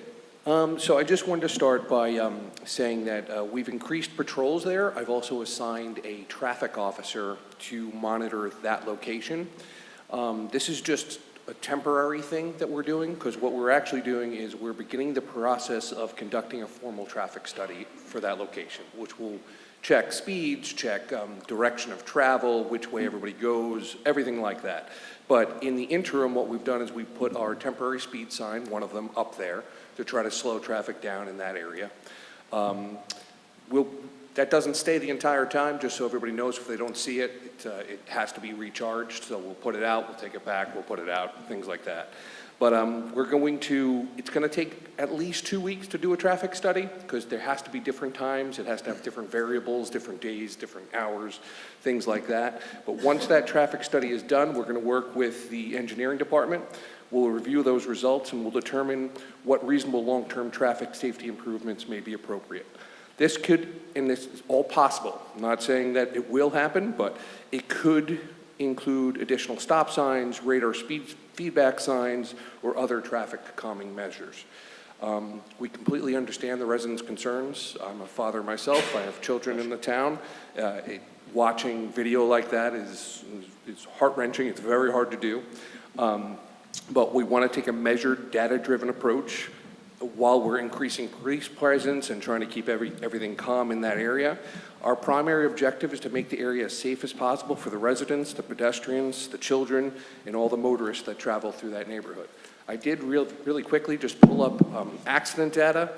There are not that many accidents on that road. That does not mean that there are not serious ones, but in the last 5 years, there have been 8 total accidents, only 3 with injuries. So that's that intersection itself. I'm not talking about the entire road. Obviously, the road would have more. But just to put that in some perspective, and again, this is not to minimize impact or anything like that, just to put into perspective, we have about 3,860 total MVAs in that time of 5 years, and 8 of them, only 3 with injuries, happened at that intersection. So while there is some concerns, and we can definitely probably find something to mitigate that, it is not one of the highest, accident-prone intersections. But anytime we have incidents like this, we move to make whatever possible safety improvements we can. Does anybody have any questions? Thank you, Chief. Questions, council? Well, I would like to just say that I'm also the liaison to the Citizen Safety Committee, and actually the chair of the Citizen Safety Committee is joining this meeting as well, because when we got word of this accident, I reached out to Keith and to the department and to engineering. And the thing that I want to say that as a liaison to CSAC, that I've been impressed with the amount of research, and as you even said tonight, the data that goes into deciding what needs to happen. That, like you said, the traffic officer, but I think it's important to note how much training that traffic officer gets specifically on what's the safest thing. I mean, I think unfortunately when something happens, we think let's put everything there, but it needs to be decided based on data and facts of what's the best option. That's also like for engineering, there's the book that I always forget the acronym for. MUTCD. Thank you. I need to tattoo it on my arm because I forget it, but that's a giant book that engineering uses to tell them what's needed. So I just want the public to know that CSAC is 100% on this, and we're working with our expert trained staff to figure out what the best solution is for this intersection and the rest of Ridgewood to keep it safe. Thank you, Frank. Anybody else? I'll just echo what Frank said. I just think our community is so privileged and lucky to have qualified people, trained people to investigate the situation and help come up with a resolution. So thank you. I think it's worth noting that, as he mentioned, the MUTCD, it's very complex. There are certain things that we'd love to be able to do, like add a stop sign here or change speed limits. Those are very heavily regulated, and they actually require a lot of oversight. And in that manual, you have to go through engineering, and there has to be certain wants and warrants to allow you to do certain things. So that's why we need to do a detailed study of the traffic patterns and everything to see what we might be feasibly able to do in the future to make intersections safer. I apologize, I've been up since 4 a.m. because we had a missing person. All good. Tired. Anybody else? Chief, I just want to thank you and your traffic division for responding to this so promptly on Monday when we were shared that information from some of the neighbors in that near that intersection. And I also want to thank the chair of CSAC who's with us tonight and Councilman Mortimer. This has been added to their agenda for discussion, so they'll be able to collaborate with both your department and the engineering division on how we can improve that intersection. And once again, if anybody has any concerns, they're always free to reach out to us. We're always trying to improve every intersection and every street that we can. Thank you, Chief, and thank you, James, for being here tonight. We really appreciate it. Thanks. Thank you both. And to Janie, too. And to Jean. Jane. And to Jean and Jane. Both of you. So. Thanks, Chief. Let's move on. Thank you. Mayor, next time I report, we had a bit of a rough weekend here in the village. We actually had 2 raccoon attacks. One attacked a minor and his father as they were walking near Maple Park on Saturday evening. There was a subsequent attack a few hours later in a private residence in a backyard of an adult male. Both of those individuals are undergoing rabies protocol at this point in conjunction with their hospital visit and with the guidance of the Ridgewood Health Department. We found out today that there was another attack on a dog also over the weekend, and the health department has been working through that issue with the dog owner. I want to stress to folks that I can't stress enough the importance that if anyone observes a raccoon or other type of wildlife, especially if they're nocturnal, acting strangely in your yard, in your neighborhood, call the police department. You are not bothering our central dispatch, you are not bothering the police department, because what the police department is going to turn around and do is contact animal control. Tyco, who is our animal control officers, they have multiple municipalities that surround Ridgewood, so they are in this neighborhood, in this area all the time. We need animal control to be able to react to try to find and locate that animal. I can tell you that they were out most of the weekend, and as hours passed and we got into Monday, they were then looking for the deceased raccoon, because traditionally within 72 hours of an animal exhibiting signs of rabies, they traditionally expire. But our animal control is just as devoted to finding the animal dead as they are to finding it alive, because we want to get conclusive answers for those who were attacked or those who were affected by this. So to all the residents of Ridgewood, if you see any animals acting funny, signs of rabies out during the daytime when they're nocturnal, please contact the Ridgewood Police Department so they can notify both animal control and the health department moving forward. I also want to just say and thank the Recreation Department. Our director, Nancy Bigos, is here. Tremendous opening day weekend at Graydon Pool. I had the opportunity to join the senior breakfast on Sunday morning. Great turnout, great weather. There was certainly a great vibe at the pool for opening weekend, and we encourage everybody to take advantage of the amenity we have here in Ridgewood, that is Graydon Pool. Just a few reminders, 2-day per week irrigation is in effect. Odd-numbered addresses for irrigation are Tuesday and Saturday, and even-numbered addresses for irrigation are Wednesday and Sunday. Our senior bus has expanded their hours from 8 a.m. to 3 p.m. Tuesday through Thursday. Please call my office to make a reservation if you need the senior bus services. We are also going to ShopRite in Wyckoff each Wednesday, which is also part of the expanded service program.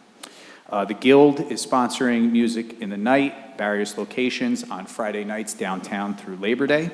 As I mentioned, Graydon Pool is now open from 11 a.m. to 7 p.m. each day through August 30th. Then we'll be closed during that first week of school, and we will reopen for Labor Day weekend on September 5th, 6th, and 7th. The summer concert series at Cashaw Shell starts tomorrow night. Concerts are scheduled for each Tuesday and Thursday in the months of June, July, and August. We invite everyone to come out and enjoy the music at the Shell. Music in the Park will be taking place on Saturday evenings, starting this Saturday, June 6th, from 7:30 to 9:30 at Van Ness Square. We invite everyone to come celebrate Ridgewood Pride Day at Van Ness Square this Saturday, June 6th, from 11 a.m. to 4 p.m. The flag-raising ceremony will be held at 1 p.m. The Holy Festival will be held on Sunday, June 14th, at the parking lot adjacent to McMurphy's Bar from 11 a.m. to 4:30 p.m. The Department of Recreation, in conjunction with the Open Space Committee, will be hosting a park event on Saturday, June 6th, at the Children's Sensory Garden Walk behind the stable. We encourage everyone to attend. The walk and workshop begin at 10 a.m., rain or shine. Very excited to announce that the World Cup is coming to Ridgewood, sort of. There will be 2 great events that are being supported and sponsored by our various soccer organizations here in the village. The watch party for teens and adults will take place on Friday, June 12th at Van Ness Square from 8 p.m. to 11:30 p.m. Kickoff will be at 9 p.m. with the U.S. versus Paraguay. And the second event, Fan Fest for the entire family, will take place on Friday, June 19th at Veterans Field from 1:30 to 5:30. Kickoff at 3 p.m. with the USA versus Australia. There will be food trucks and activities for the kids and large screens to watch both games. Village offices will be closed on Friday, June 19th in observance of the Juneteenth holiday, and the recycling center will be closed. There will be no curbside bulk pickup refuse that week. And lastly, our upcoming village council meetings. June 10th is a public meeting, June 24th is a work session, July 8th is a work session, July 15th is a public meeting. All begin at 7:30 p.m. And that concludes my report, Mayor. Thanks, Keith. Let's go to councilor reports. Frank. Yeah, I just was gonna, Keith stole my thunder again. that I wanted to bring Shouldn't up. let me go first. I wanted to bring up the Children's Park Walk on Saturday, and that's at the Butterfly Garden. And as I said, if you haven't been there, it's beautiful. Bring your kids, they enjoy it, and I thank the Conservancy again for all the work that they do there.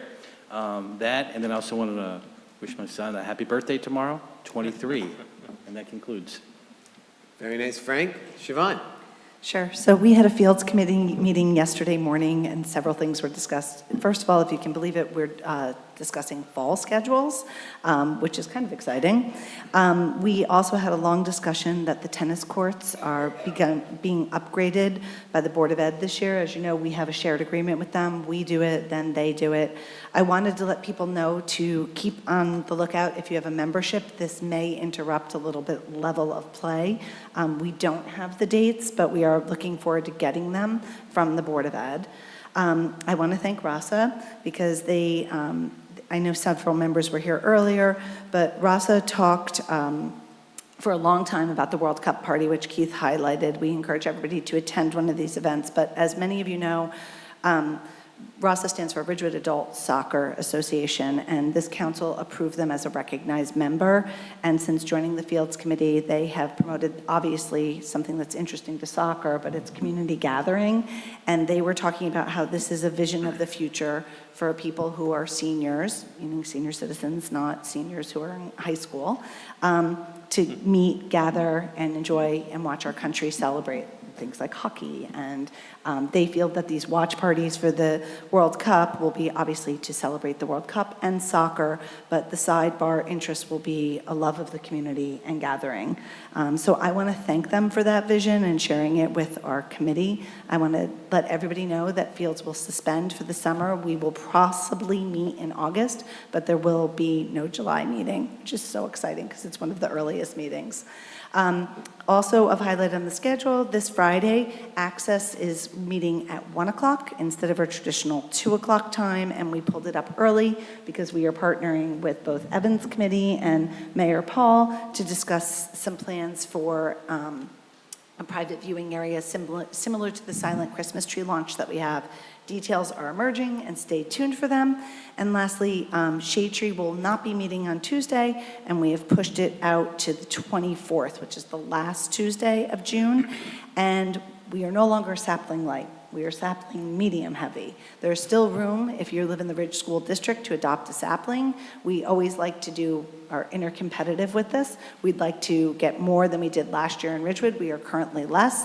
And while the social media says cutoff is June 1st, we're going to still see if people have interest and try to get there. But so if you live in the Ridge District and you are up for adopting a sapling, we would welcome it.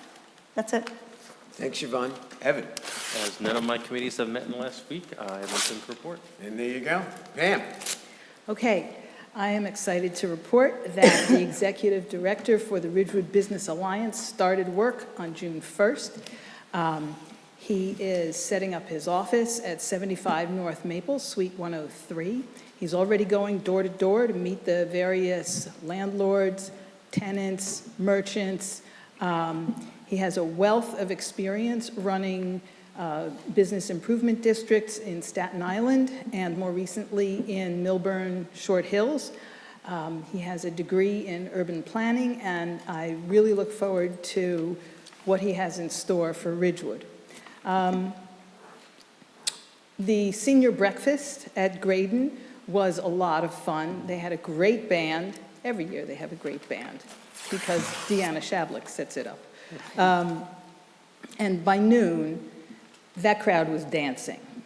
Also, I wanted to compliment the staff and Siobhan for setting up the motor vehicle mobile unit. There was a constant stream of people, so this really did serve a purpose and was very helpful to Ridgewood residents, including me and my husband, because we had to change our registration on our cars. Let's see. Do not feed wildlife. The little animals are all so cute and everything, but it's not good for them and it's not good for us if you feed them. They are supposed to forage. Don't feed wildlife. And if you have a bird feeder, make sure it is over 10 feet from the ground, excuse me, 8. 6. It's 8, isn't it? The bottom is got to be above 6. Yeah, the bottom of the feeder has to be above 6 feet from the ground. And if you see bird feed getting scattered on the ground, that is very attractive to rodents. Oh dear. And deer. Let's see, July 12th, the New York, New Jersey Trail Conference, in conjunction with the Open Space Committee and the Parks Department, will be running a park work day at the Grove Park, and I'll be there for sure. It begins at 10 a.m. and finishes at 2, so plan on bringing lunch. And they do require sign-up. So there are flyers downstairs in the lobby where you can use the QR code or the link and register for that if you would like to volunteer. There's a lot to be learned in terms of trailblazing and maintaining our parks. Green Ridgewood will meet this Thursday at 7:30 p.m. in the Senior Lounge. And that's all I have. Thanks, Pam. And I'm just going to talk about upcoming events. Holy on Sunday. It is a participation sport. It is a spectator sport. If you go and see this, you're not going to be sorry. It is just way too much fun. It is a Hindu festival that is open to everyone. It's right by McMurphy's. I'm going to be there. I'm going to be multicolored within 10 minutes of being there because that's what happens. So I really recommend it. You're going to have a good time. Also, next Thursday, a week from tomorrow, June 11th, is going to be a preview of the new senior center on the first floor of Village Hall. We are so excited. So many people have gotten behind this. So many people have made donations to this. It's going to be a big deal, and there's going to be a lot of people there to see the preview of what the architects have put together that the committee has approved. So I really recommend it. It's going to be Thursday, June 11th at 5 p.m.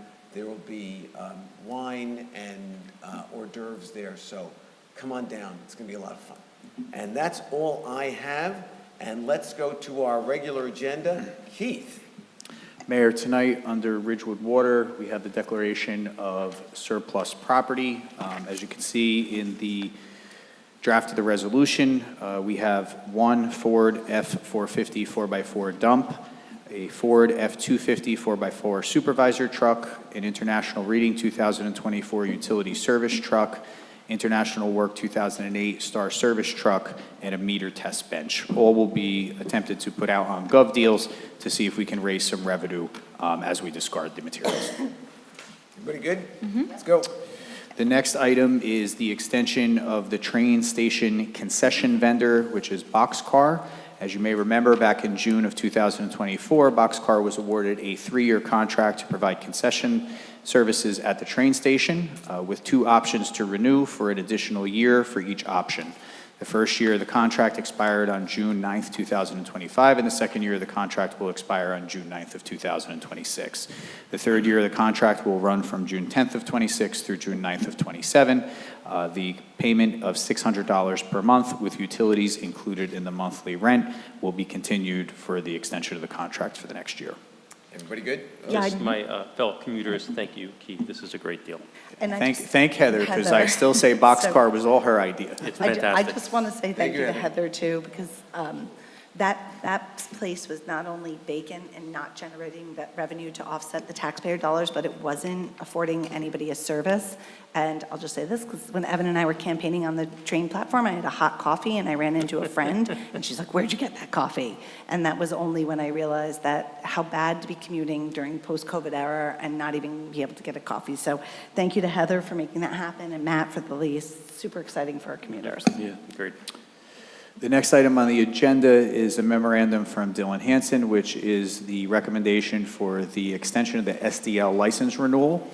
This renewal will be for Spatial Data Logic, the software that is used in various departments throughout the village. This year's renewal also includes a migration to SDL's cloud service, which will actually be a cost-saving effort. And again, I just want to say thank you to Dylan and thank you to our building department to be open-minded about implementing this type of technology. It will, the residents will really begin to see improvements with it. It's so great. And thank you, Dylan.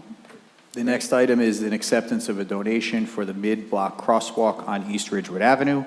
As you remember, there was some discussion last year about instituting a temporary crosswalk in order to establish whether or not it provided a safe route across East Ridgewood Avenue towards the new, relatively new Tate Bakery.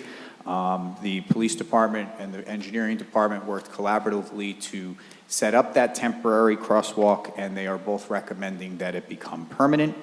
Tate has offered to contribute $7,500 towards the cost of the permanent mid-block crosswalk at that location, and we need council resolution to formally acknowledge the acceptance of that donation. That's an easy vote, yes. Yeah, and I just want to say that that was a dangerous crossing area before, because you had competing driveways on either side.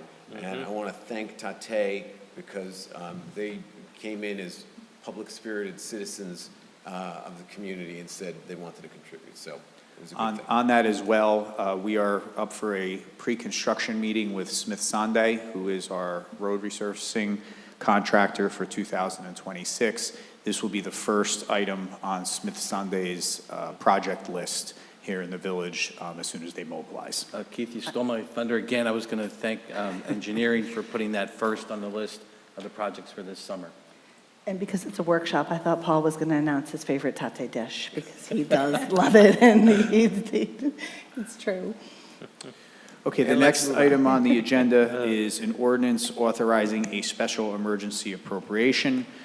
This has to do with the Bergen County Board of Taxation ordering the reassessment here. We had looked at this last week. I believe there is an adjustment that is outlined in Bob's email, which now incorporates the tax maps and the expenses that went along with that, which is a required aspect of a reassessment. So we would like to adjust the proposed ordinance to be introduced next week to include those additional costs for the tax map updates. Everybody good? Yeah, and I just want to say too that to the mayor that your spring newsletter that talked about the reassessment, that was very well said. So thank you for doing that, Mayor. Yeah, and the assessor came to our house, was in and out in no time, arrived when they were supposed to, and we were very pleased. Good. Well, good. So traditionally under policy, in talking to Heather, the Village of Ridgewood does not necessarily do advocacy on any type of legislation or take an official position on legislation historically. However, after a lot of discussion with our senior staff here at the village, these next two topics directly affect our operations, especially our budget here in the village. So the first is a copy of a resolution. We actually have the one from the Township of Washington as an example, but this is a resolution urging state leaders to implement fair and equitable reforms to mitigate the unsustainable increases in the state health benefit premiums for public sector employees. As you all know, this is something that had a huge effect on our budget this year. Had we not migrated 178 employees over to the high deductible plan that the state offers and provided them with the difference card to cover their co-pays and deductibles, we would have seen an increase in our budget of over $3 million. We were essentially able to cut that in half because our unions worked closely with us. As a matter of fact, in some cases, the unions advocated it for this, and we were successful.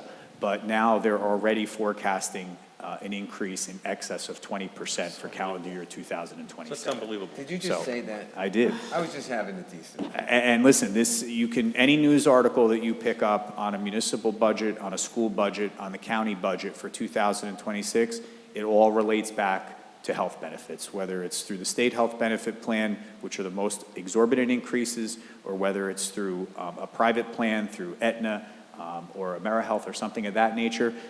Everybody's affected by this healthcare piece, and I believe, recommend to the council that we be on the record as imploring the legislature and our elected officials to do something about it as we get towards 27. Is everyone doing the same thing? Is that why we're showing this? Yeah, I mean, what happens is these resolutions are traditionally drafted by the League of Municipalities, Okay. and then they ask the municipalities to support them. But when we send this out, it'll go to the governor's office, but it'll also go to our legislative team. So depending on which municipality is approving it, they're sending it to their district. Yeah, I mean, I support, I was just wondering if we can make it even stronger. That's exactly what I was thinking.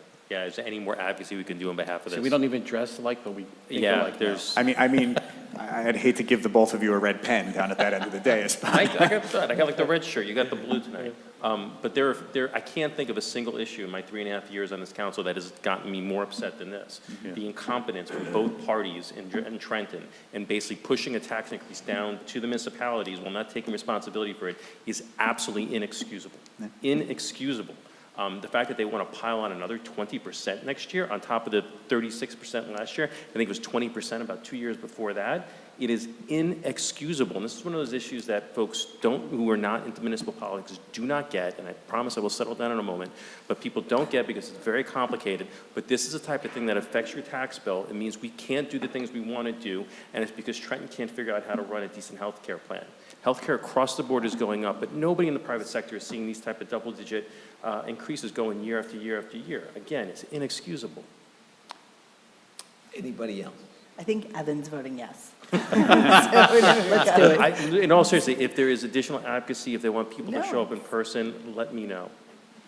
So my only question is, this will be changed before the vote? and we'll No, get the- what Heather's office will update it to Okay. reflect To be Ridgewood. Ridgewood We specific. use this as an example for the format that we would like to follow for next week. Okay, and if we have any changes, we should, before next week, just, okay. Yeah, if you do have recommended changes, by all means, forward them to both of us, and we can incorporate it in the resolution. No, I just would, we'll chat. I was just, the Washington Township threw me for a bit and back up. but Yeah, now it no, makes this sense. is just a Yep, sample. Now it makes sense. Yeah. Hey, And I'm sorry, similar- one thing. Can we get can we ask maybe the school board to also help us with this? So the school board moved out of state health benefits. I mean, but in terms of potentially, so they're not on this plan? No, Okay. they were, and they migrated over to a private plan. Right.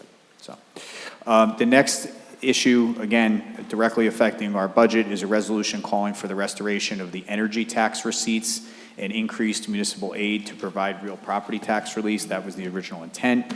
The state budget has diverted funding from the energy taxes to fund state programs rather than being spent on local programs and services that were used to offset property taxes. The money's been spent in successive legislatures and administrations as they see fit on state programming. So we want to try to bring those dollars back to offsetting the impact we have on municipal property taxpayers. Yep. Okay. The next item is the renewal of liquor license, so I'll defer this one to Heather. So every June, we renew liquor licenses. They're good through June 30th of each year. And the liquor licensees must do three things. They must go on to a portal for New Jersey Division of Alcoholic Beverage Control and renew their license. They must renew the license with the village, and then also they must have tax clearance certificate issued by the New Jersey Division of Taxation. So next week, all of the licensees who have done all three things will be renewed for the term July 1st, 2026 through June 30th, 2027. What happens if they don't? If they don't renew, then, well, as long as they've done all three, then they will. Actually, this year, for the first year, every single licensee had tax clearance immediately. There are times when we have to wait and they have to deal with, the licensees themselves have to deal with the Division of Taxation to clear up whatever issues they have. This year, they all cleared, they've all paid. So this year, every single one will be renewed. We have 17 licenses. And all of them are hopefully going to be out of pocket, which is great, which is a first. Eventually, yes, they will. Which is a big goal. I've been driving the clerk's office crazy on this. So thank you, Heather, which is, that's pretty big for downtown commerce. And so we welcome them, and we're very excited to see them taking them out of their pocket and putting them on Main Street. Yes, cheers. The next item is the results of the white-tailed deer survey in northwest Bergen County. As I think most of the council members know, I am a member of the Northwest Bergen County Shared Services Consortium, and that is a group of administrators and municipal managers in this section of the county. Collectively, after a lot of discussion about deer management and different opportunities to control the deer population that are taken in different municipalities, we all participated and received back this white-tailed deer survey. The survey was to document the local abundance and densities of white-tailed deer in the 12 municipalities in this section of Bergen County. That study was conducted from December 22nd, 2025 through April 3rd of 2026. A total of 4,463 deer were observed in a 76-mile survey area, resulting in an average deer density of 59 deer per mile. This report is just being shared with you tonight for your information. I have a meeting on Thursday with the Consortium for Shared Services. We're going to discuss this, and we're going to discuss strategies as to path forward. But overall, the data suggests that the intensification of deer management is needed throughout Bergen County to improve the ecosystem integrity for the future. So we're going to discuss that more on Thursday, and if there are any substantial recommendations, we'll bring that back to the council. I was just going to ask, what's the outcome, but so you explained that, so thank you. Yep. Because I mean, yes, we have to document there's a lot of deer, so it's not just, oh, there's another one. But I do think that it's great that they're looking at measures on how to do something. And this is one of those issues, and I know one of our neighboring municipalities has conducted a call. I don't necessarily think that's a good recommendation for Ridgewood. However, this is a regional issue. Right. This is not something, it's not like changing the speed limit on a road, right? This is a regional issue because deer don't know municipal boundary lines. So if we're going to do something, we're going to have to consider what we do together in tandem with one another, or at least with our bordering municipalities, if we're going to take substantial steps to try to address this. You know, if you think about too, just the Lyme disease that deer carry, as well as how many accidents they cause. Sure. It's just, they are a pest. Yep. And I thought this study was so well done and so illuminating, and this gives us quantification so that we'll have some metrics going forward. And it points out that 10 deer per square mile is what the ecology can sustain. Ridgewood is at 49 to 50 deer per square mile. So that shows you how much they are devastating our residences, our parks, our forest. You'll note that the understory around here just doesn't exist anymore. I hope we can find a path forward. I know that Fish and Wildlife makes it a very narrow path. You can't poison them. You can't castrate them. And they are having more and more fawns because they are eating so much. So it needs a solution, or at least a try. And just to be clear, this study was conducted by Raritan Valley Community College, the Center for Environmental Studies out in Branchburg, and they've done a number of these studies around the state already. Mm-hmm. Okay, the next and last item on the agenda is an ordinance being proposed by Chief Judge at the Fire Department for an update to the ordinance that would standardize elevator fire service keys. Right now, we have 140 operating elevators in the village of Ridgewood, and those elevators currently use various fire service keys, which creates a significant challenge for our fire department during an emergency rescue. So this ordinance would require elevators to have one standard key, so there's no question about which key needs to be used in a response. So I'm going to vote for this, but any reason why we can't do it quicker than 18 months? I'm sorry? 18 months seems like a long time. So I think he spoke to the attorney that the fire department works with on these matters, and they do believe that there needs to be a reasonable implementation period. However, in talking to the chief, he does believe that most people will comply sooner than that. So again, I'll vote for it regardless, but if there is any consideration to make it closer to 12 months or something less, I'd be supportive of that as well. Yeah, I'll have that conversation with John. Obviously, this is such a good idea. I'm kind of surprised. that Yeah, same thing. We haven't done this a while ago. So, in any event, I think we're all good. That concludes my portion of the agenda, Mayor. Thank you, Keith, and let's go back to public comment.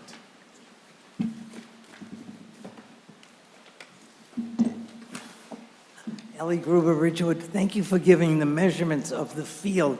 I'm just wondering, in your rendering, why are there no other measurements? How close to the homes is the side of the field going to be? You said this is a final copy. You submitting this, and it has no measurements on it? I don't understand. Why? It looks like it's conceptual. I know you can't answer me. If it is a final thing, it should have measurements. Like a no, yes, no? Does anyone know? Keith is writing down questions so that he can answer. Okay, my question is, 2 questions. Why are there no measurements on the renderings you showed us? Number 2, how close is the side of the field to the homes along that area? Those are my 2 questions. Thank you. Thank you, Ellie. Anyone else?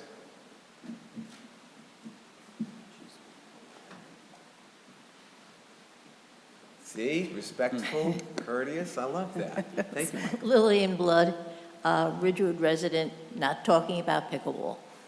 Okay? I'm saying just 2 minor things. The activity next week on Thursday is the 10th, not the 11th. No? And Excuse I me, hold it.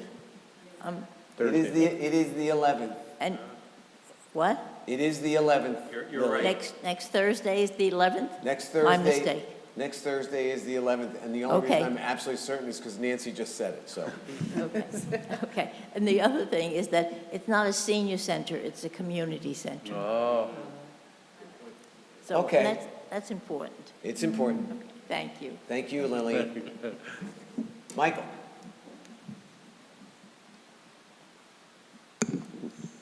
Good evening, Mayor and Council. Michael No, Ridgewood resident. I saw something that it was, the remediation of Shedler was $1.7 million, and if I remember correctly, there was another previous $1 million, if I'm correct. I'm just curious if any final numbers are in yet for the remediation.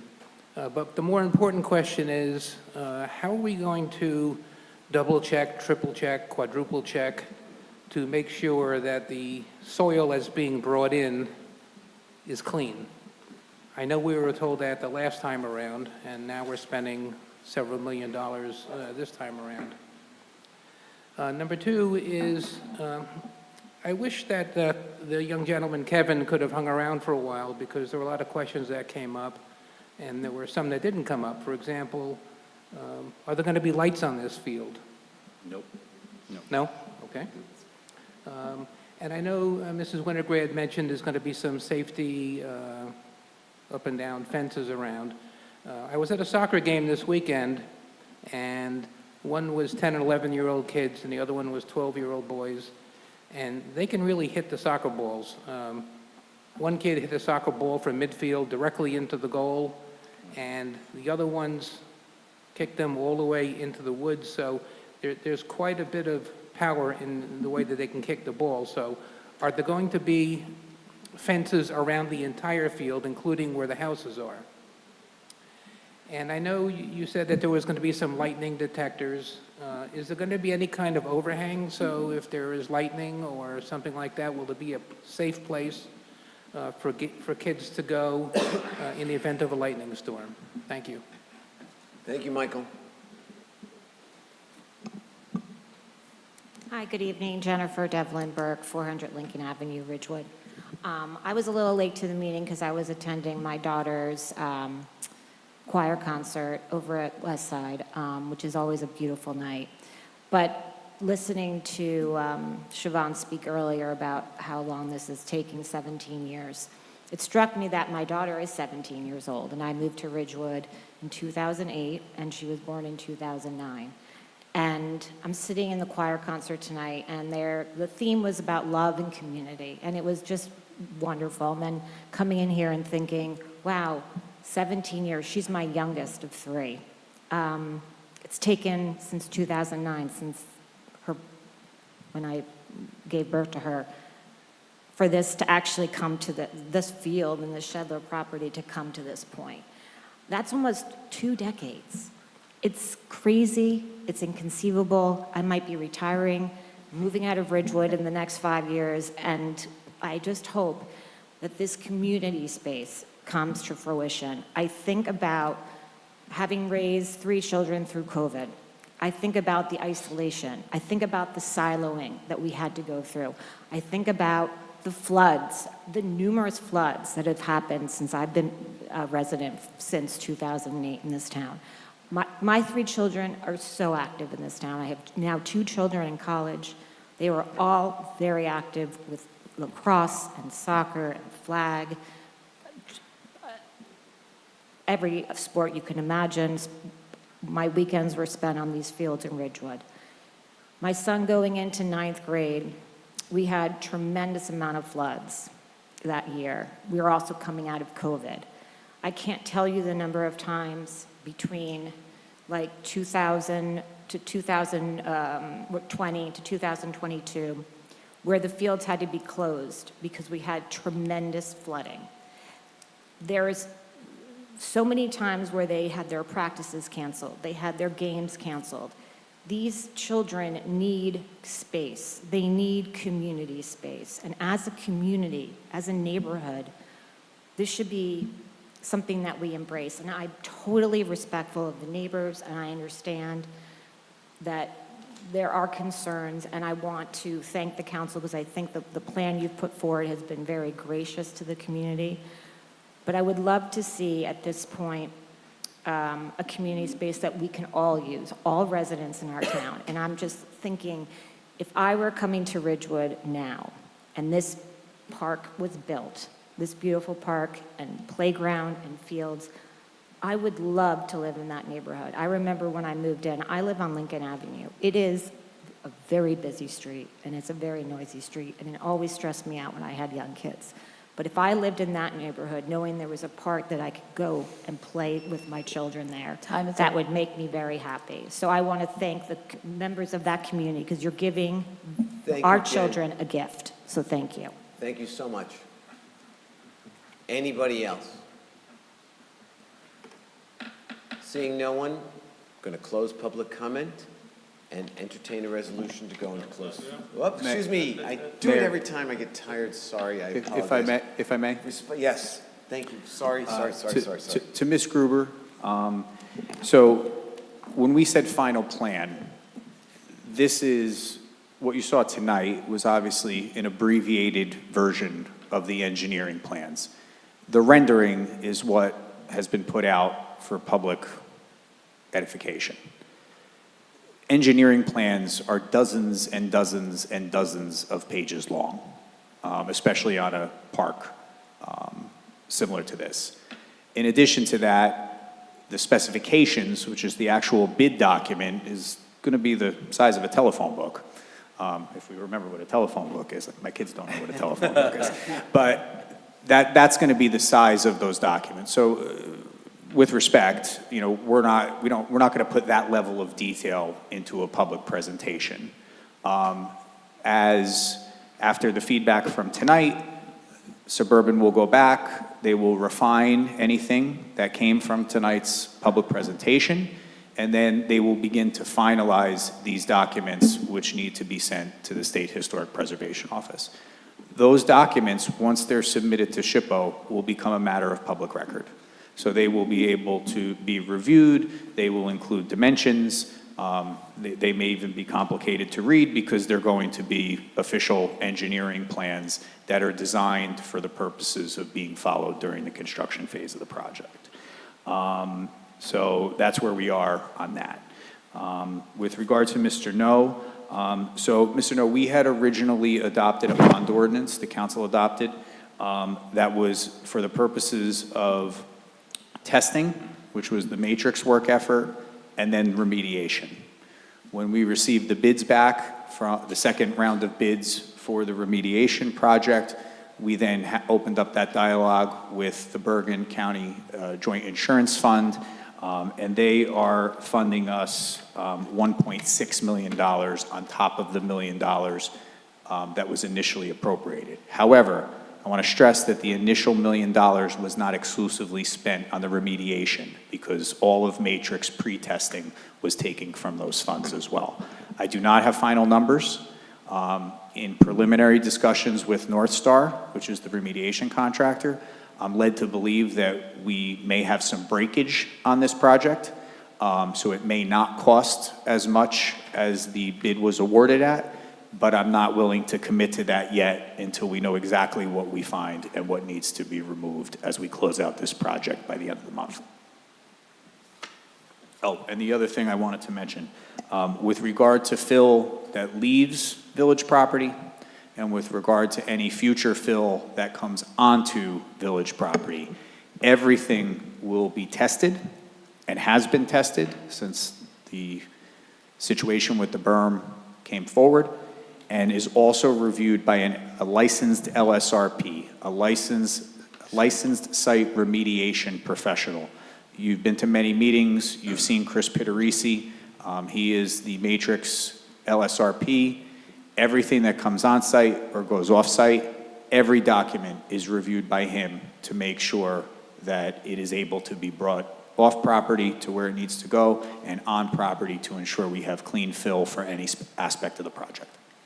And just additionally, we are testing as the remediation is going, we're backdrafting them. So Matrix is literally following North Star, and the remaining soil is being tested.